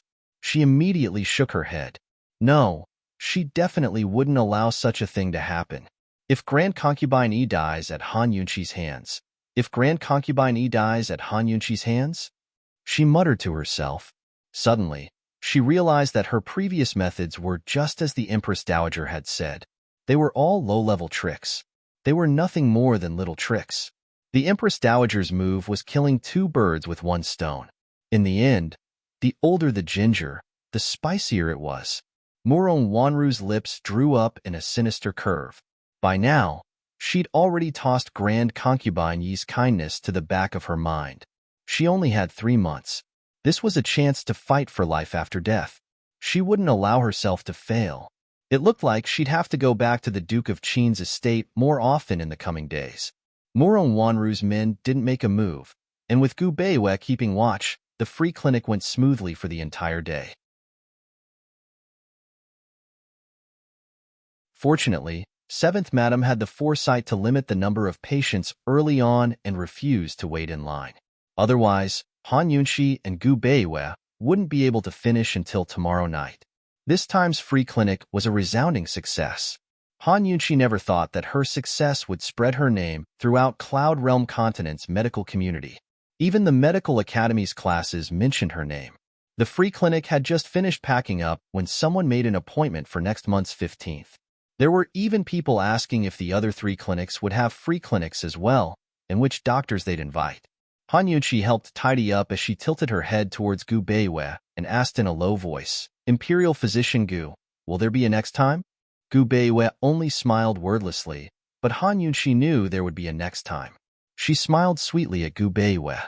Seeing this woman so happy made Gu Beiwei happy as well. Actually, there wasn't just a next time, but the one after that. If possible, he hoped that he and Han Yunxi could keep up this act of kindness forever. Esteemed Wang Fei, let's put up the notice tonight. In the future, I'll be here with you on the 15th of every month. Gu Beiwei, you've got guts. Aren't you afraid that the masters of the palace will make trouble for you? Han Yunxi naturally hoped he'd come again, but she couldn't harm him. Esteemed Wang Fei, don't worry. I have my own ways to deal with them. Gu Beiwei's smile was very gentle, but it had its own reassuring power. This could be considered acting first and reporting later. Putting up the notice first and letting the entire city know. It would be difficult for the Empress Dowager or the Emperor to stop him from continuing to participate. As for what he would face after returning to the palace, he didn't want to think too much about it for now. The next time, be there or be square. Han Yunxi was reassured. On the side, little Ear heard this and thought Gu Beiwei was about to leave. He ran over in a hurry and hugged Gu Beiwei. Big brother Beiwei, my mother said you've worked hard today. You've contributed the most, so she wants you to come to the estate for a meal. You can't leave. Han Yunxi raised an eyebrow as she studied the little brat. She asked seriously, when did you start calling me Big Brother Beiwei? How come I didn't know? He's contributed the most, but I've contributed the most too? Little Ear was still shy. His little face reddened as he hid behind Gu Beiwei. He had been assisting Big Brother Beiwei today and discovered that Big Brother Beiwei was the most approachable and gentle person in the world. How he wished Big Brother Beiwei could become his brother-in-law. Unfortunately, he already had one. He had never seen his brother-in-law before, but he had heard many people say that his brother-in-law was the most arrogant and coldest person in the world. Gu Beiwei smiled and said nothing. Little Ear carefully poked his head out again and actually said, "Big sis, mother was afraid Big Brother Beiwei wouldn't give her face, so she wants you to invite him." Han Yunxi couldn't tease him anymore. Gu Beiwei laughed out loud and pulled Little Ear in front of him. He rubbed his little head and teased, "Then go ask your big sis. Is she inviting him or not?" Little Ear was serious. He immediately looked back at Han Yunxi. "Big sis, hurry up and invite Big Brother Beiwei. Mother has prepared a lot of delicious food." Is this child a little smarter or a little dumber? Han Yunxi smiled helplessly. Gu Beiwei, will you do me the honor? It will be my honor. Of course Gu Beiwei would agree.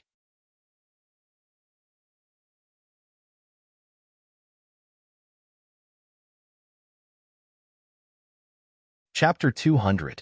Just as Ear had said, Seventh Madam had prepared a table of delicacies and fine wine to celebrate Han Yunxi and the rest. Not just Ear, but even Seventh Madam had a particularly good impression of Gu Beiwei. Gu Beiwei had changed out of his white medical gown and was now wearing a crescent white gown. He looked like a gentleman from an aristocratic family, gentle as jade. There wasn't much etiquette at the dining table. Instead, they chatted and laughed. However, just as they were happily chatting, a golden needle suddenly flew towards Han Yunxi and accurately landed in Han Yunxi's bowl. Gu Beiwei's eyes flashed. He was about to make a move when he saw the golden needle in the bowl and suddenly froze. It was a 5-bladed plum blossom needle, the lowest grade of the Tang clan's needles. However, even if it was the lowest grade, it wasn't that easy to obtain the real thing. Judging from the craftsmanship and material of this plum blossom needle, it was definitely from the Tang clan. Was it someone from the Tang clan? Before anyone could react, Gu Beiyue's mind flashed with multiple thoughts and hypotheses. Still, his gentle, jade-like face didn't betray any of them. Han Yunshi stood up abruptly. At this moment, and 7th Madam panicked. 7th Madam instinctively shielded in her arms and immediately shouted, "Guards! Guard!" Before she could shout a second time, a man dressed in red appeared out of thin air and landed in front of 7th Madam. He lowered his head slightly, like a mysterious fox demon from a dark world, his entire body emitting a dangerous aura. His long and narrow eyes narrowed slightly as he gave 7th Madam a meaningful look. 7th Madam was so frightened that she couldn't close her gaping mouth and couldn't make a sound. On the other side, Han Yunshi said sternly, "Gu, it's you again." Even if the Han clan's guards came, they wouldn't be able to deal with this guy. Han Yunshi directly rushed over and stretched out her arms to protect 7th Madam and behind her. She fiercely questioned, "You're haunting us. What do you want?" Faced with Han Yunshi's ferocious attitude, Gu Qixiao didn't get angry. Instead, his dark eyes lit up. He didn't know if he would mind if this woman really wanted to kill him one day. In any case, he didn't take the poisoning incident to heart. Although his long and narrow eyes were still narrowed, his smile was especially mischievous. "I won't really hurt you. Why are you so nervous?" "You're scaring me," Han Yunshi said unhappily, her gaze drifting to his right hand. Seeing that it was perfectly fine except for a thin layer of gauze, she finally relaxed. Her glance didn't escape Gu Qixiao's eyes. Delighted, he waved his hand in front of Han Yunshi's face. "What, are you worried about my hand? Why isn't it? It's such a waste of my poison." Han Yunshi's tone was sharp and vicious, but Gu didn't mind. His right hand waved like a magic trick, revealing a plum blossom needle. "This is yours, right?" Gu had 2 plum blossom needles in his hands. He had taken them from Leisurely Cloud Pavilion last time. "You stole my things. Give it back." Han Yunshi reached out to snatch it back. Although she had many plum blossom claws in her residence, she wouldn't mind if there were more of them. She had asked around and found that the Tang clan's authentic weapons rarely leaked out. No one noticed that Gu Beiyue revealed a shocked expression. He originally thought that the golden needle concealed weapon was Gu's, but he didn't expect it to be Han Yunshi's. Whether it was the plum blossom needle in the bowl or the one in Gu's hand, they were all authentic weapons from the Tang clan. The Tang clan never interacted with outsiders. The Tang clan's concealed weapons were either destroyed after use, unable to be used a second time, or recycled. No matter how worthless they were, they wouldn't easily fall into the hands of outsiders. Was this woman related to the Tang clan? Her poison skills were of unknown origin, but they were so exquisite. If she was related to the Tang clan, could it be Gu Beiyue seemed to have thought of something? His gentle eyes suddenly lit up like the blazing sun, full of hope. Gu had been hiding in the imperial capital for so many days, and finally found a chance to get close to Han Yunshi. Of course, he had to get to the bottom of this. As for the Han family and the imperial physician, he didn't care at all, so he didn't avoid it. Thus, he was very direct. "Your biological father isn't Han Kongan, right?" When Gu said this, Han Yunshi was so shocked that she almost fell. How did this guy know about this secret? She always thought that only Han Kongan knew about this. Han Kongan couldn't have told him. Could it be that this guy knew about Madame Tianxin's secret? Han Yunshi's heart thumped wildly. Of course, even though she was full of suspicion, she still denied it at once. "Gu, what nonsense are you talking about? What do you want?" Unexpectedly, Gu was very serious. The Tang clan's women don't marry outside the family, and Madame Tianxin isn't from the Tang clan. Therefore, your father must be from the Tang clan. Cough, cough. What was this all about? Han Yunshi widened her bright eyes and stared at Gu. Gu didn't know what to think anymore. He hurriedly explained, "The Tang clan's concealed weapons are not passed to outsiders. Otherwise, where did you get this from?" So, Han Yunshi secretly heaved a sigh of relief. Instead of answering him, she asked, "Why should I tell you?" The plum blossom needle was given to her by Tang Li. Tang Li was wanted by the Tang clan because he ran away from his marriage. No matter who asked, she couldn't betray Tang Li. Furthermore, Tang Li gave her the concealed weapons because of Long Fei Yi. She couldn't reveal the friendship between Long Fei Yi and Tang Li, Poison Girl. This is very important to me. I risked my life to ask you this. Long Fei Yi's secret guards are still outside. Can you really bear not to tell me? Gu looked pitiful. She didn't know if he was telling the truth. Han Yunqi pretended to sigh. All right, I'm not afraid of you laughing at me. This is a fake. I bought it from the roadside for fun. She was suspicious. Why did this guy care so much about the Tang clan's concealed weapons? Poison Girl, aren't you being too unkind? This is clearly the real deal. Gu was unhappy. Unexpectedly, Han Yunqi took the opportunity to ask, how can you be so sure that this is the real deal? What's your relationship with the Tang clan? Han Yunqi had been studying these concealed weapons for some time now. Of course, she had compared the real deal with the fake. If one wasn't an expert, or someone like her who had the real deal with the fake, it would be very difficult to tell the difference in a short period of time. Because I've studied it.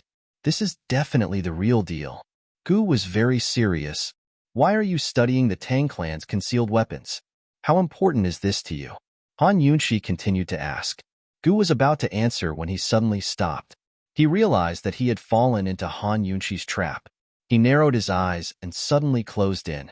He threatened, Poison Girl, this young master is asking you one last time. Are you going to tell me, or not? He was clearly emitting a dangerous aura from his eyes, but Han Yunqi was strangely not afraid. She put on a fake smile and suddenly raised her hand. The needle appeared and was about to sweep past Gu's face. Unfortunately, Gu was faster than her and grabbed her wrist. Han Yunqi kicked out. Just as the needle hidden in the tip of her shoe was about to pierce Gu's knee, he easily dodged and took the opportunity to trip Han Yunqi. Han Yunqi suddenly lost her center of gravity and toppled to the right. Gu Qixiao leisurely reached out and caught her by the waist. He leaned forward, his beautiful eyes filled with a sinister threat. Poison Girl, you've already used up your last chance. Now, unexpectedly, before he could finish speaking, Han Yunqi suddenly spat out a golden needle from her mouth. Gu did not expect this and dodged to the side. Han Yunqi took the opportunity to grab his injured right hand and unceremoniously stabbed the needle hidden in between her fingers. Gu was in so much pain that his face turned pale. Han Yunqi struggled out of his grip and pulled away from him. She said coldly, I bought these concealed weapons at a high price from the black market. I have nothing to do with the Tang clan. It's up to you to believe it or not. Gu was about to ask again when the silent Gu Beiyue suddenly shouted, Guards! Guards! There's an assassin! Protect the Princess Consort! No one expected Gu Beiyue to call for help at this time. Gu obviously didn't care about the Long Fei Yi guards. However, these days, the Long Fei Yi's secret guards had been secretly following Han Yunqi. When the secret guards didn't enter the Han residence, Gu slipped in. With Gu Beiyue's shout, it was terrible. Reality proved that Gu's good temper was only towards Han Yunqi. Gu's eyes flashed with a trace of ruthlessness, and he viciously threw the plum blossom needle at Gu Beiyue. Meddling in other people's business. Go to hell. He was so ruthless that it was as if he had turned into a different person. He immediately turned to leave after throwing the needle. His right hand was still injured, so he had no choice but to leave. The strength and speed of the plum blossom needle was not inferior to the standard of a concealed weapon expert. Gu Beiyue seemed to be scared out of his wits as he stood rooted to the ground. Dodge it! Han Yunqi shouted. However, even she felt that it was too late. The plum blossom needle was about to sink into Gu Beiyue's heart. She closed her eyes in despair, not daring to look. Seventh Madam and Little E were already scared out of their wits and had their eyes tightly shut. However, they didn't see that just a second before the plum blossom needle was about to sink into Gu Beiyue's heart, Gu Beiyue revealed a faint smile. An invisible force silently flowed out of his body and silently caused the plum blossom needle to deviate. Everything happened in an instant. The five-bladed plum blossom needle pierced into the right side of his heart. It was very, very deep. One could imagine that if it had sunk into his heart, he would have died without a doubt. She wondered how Gu would feel if he knew that he had failed and couldn't even kill a weak imperial physician. In short, when Han Yunxi opened her eyes and saw Gu Beiwei clutching his chest and kneeling on the ground, she was scared out of her wits and rushed over without thinking. Gu Beiwei, hang in there. You must hang in there. Gu Beiwei's face was deathly pale. There was a large patch of blood on his chest and hands. He raised his head to look at Han Yunxi and immediately fainted. Han Yunxi had saved many people in her previous life and this life. No matter how serious or urgent the injury was, as long as she started to act, once she entered the state of mind, she could calmly calm down. However, this time, she couldn't calm down. She couldn't imagine how sad she would be if this man with superb medical skills and gentle as jade died just like that. She should have immediately checked the wound, stopped the bleeding, assessed the risk of pulling out the concealed weapon, and prepared for heavy bleeding. However, she panicked and messed up her order. She used all her strength to rummage through her medical bag, taking out all her instruments and medicines. Perhaps she wasn't panicking, but was afraid. How could Gu Qixiao miss when faced with a person who didn't even have the strength to truss up a chicken? Such a vicious needle must have been filled with killing intent. Han Yunxi didn't dare to look at the concealed weapon. Seeing Gu Beiwei bleeding so much, she knew that the wound was very deep. She was afraid.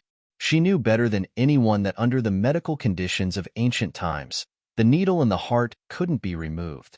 Even if it was forcefully removed, he wouldn't be able to survive.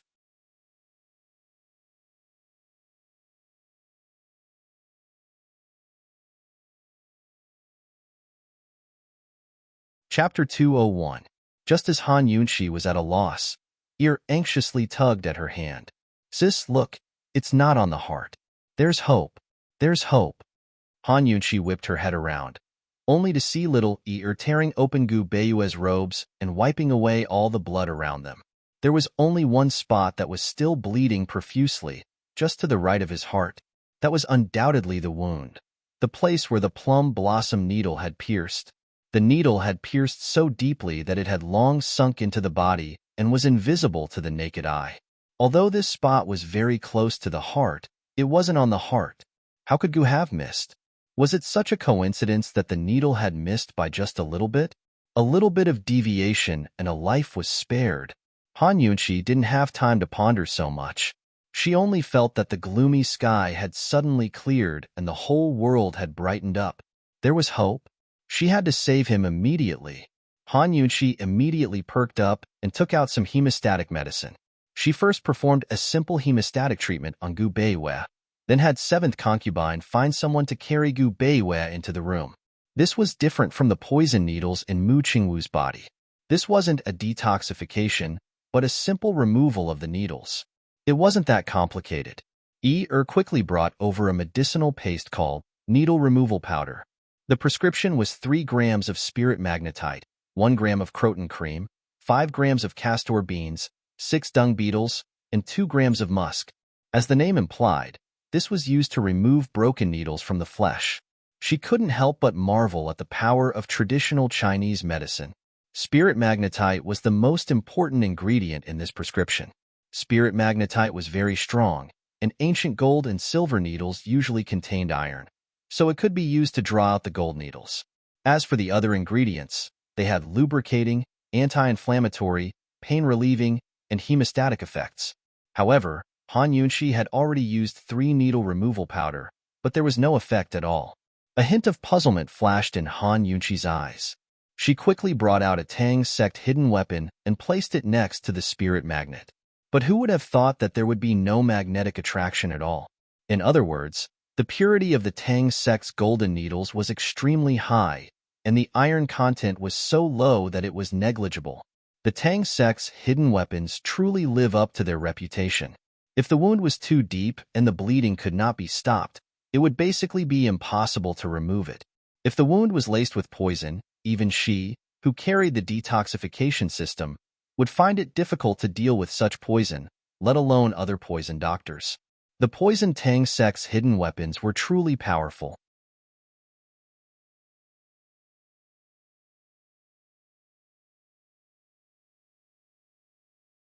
This process was very delicate and complicated. If it was done manually, who knew how long it would take? However, it was handed over to the detoxification system. Han Yunxi only needed to spend a little energy. Actually, making poison was considered easy for her. However, she didn't know why, but she felt more tired and time-consuming every time she activated the detoxification system. The detoxification system hadn't been used for long, so it couldn't have aged so quickly. She didn't think too much about it. She just assumed that she had been too tired and didn't have time to recuperate. Soon, the detoxification system gave her the best formula. The best formula was to completely melt the golden needles, producing the least amount of poison and spreading the slowest. Poison doctors not only detoxified, but also used poison to save people. As long as the golden needles in Gu Beiyue's body were melted into poison, then Han Yunxi wouldn't have to remove the needles, but detoxify and expel the poison. Han Yunxi felt that compared to the detoxification system, she was a genius for coming up with such a tactful method. She opened her eyes. Although they were bloodshot, they were still bright. A confident smile flashed across her face. She elegantly stretched out her hand, and a bottle of poison appeared in her hand out of thin air. She didn't know that at this moment, she was like a mysterious and noble magician. At least, in Gu Beiyue's eyes, she was very, very beautiful. Next, it was time for her to do what she was best at. Outside the door, little Ear sat upright in front of the door. His back was ramrod straight, and his arms were crossed over his chest. His tender little face was filled with seriousness, and he looked just like a little door god. Seventh concubine and the housekeeper asked little Ear, but he didn't know anything either. They waited by the side, burning with anxiety. If something happened to the emperor's imperial physician in the Han residence, it would be very troublesome. Half an hour later, there was still no movement. Han Yunxi detoxified the poison, and it was her own poison. Did she need half an hour? She only made a small incision on Gu Beiyue's chest and used her unique acupuncture technique to expel all the poison. At this time, the wound had been cleaned, treated with anti-inflammatory and hemostatic herbs, and bandaged. It could be said that it was very successful. At this moment, she was stunned in front of the bed. What happened? More than half of Gu Beiyue's shirt was torn, revealing his perfect chest muscles. It was hard to imagine that a weak man who used to be a pot of medicine, a man who was as gentle as jade and as gentle as the moon, could have such sexy chest muscles. They were full and strong, and filled with masculine strength. Any woman who saw them couldn't help but let her imagination run wild. Han Yunxi had been busy with the treatment and didn't notice Gu Beiyue's good figure. Now, as if she had discovered a shocking secret, she was shocked to her core. Her gaze followed the mesmerizing texture of his body, and she couldn't help but move downwards. She couldn't help but imagine what kind of lean, strong, and handsome man was hiding under the snow-white clothes. Suddenly, at this moment, Gu Beiyue moved. His hand that was hanging by the side slowly clenched. Han Yunxi finally came back to her senses and gave a start. She realized that she had been too distracted. A gentle and warm man paired with a fierce man's body. All right, she admitted that she had been mesmerized.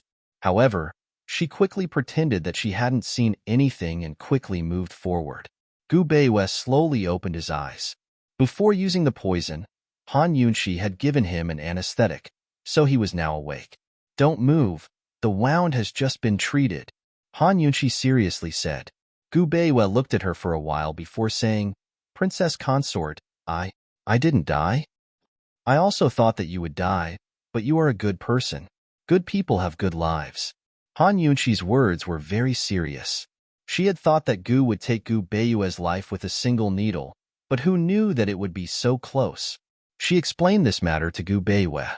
Gu Beiyue let out a sigh of relief. It must be because of the Princess Consort's good fortune that I was able to avoid this disaster. Han Yunxi couldn't help rolling her eyes. Gu Beiyue, when did you become so good at flattering people? It was clearly me who implicated you. Gu Beiyue gave a shy smile.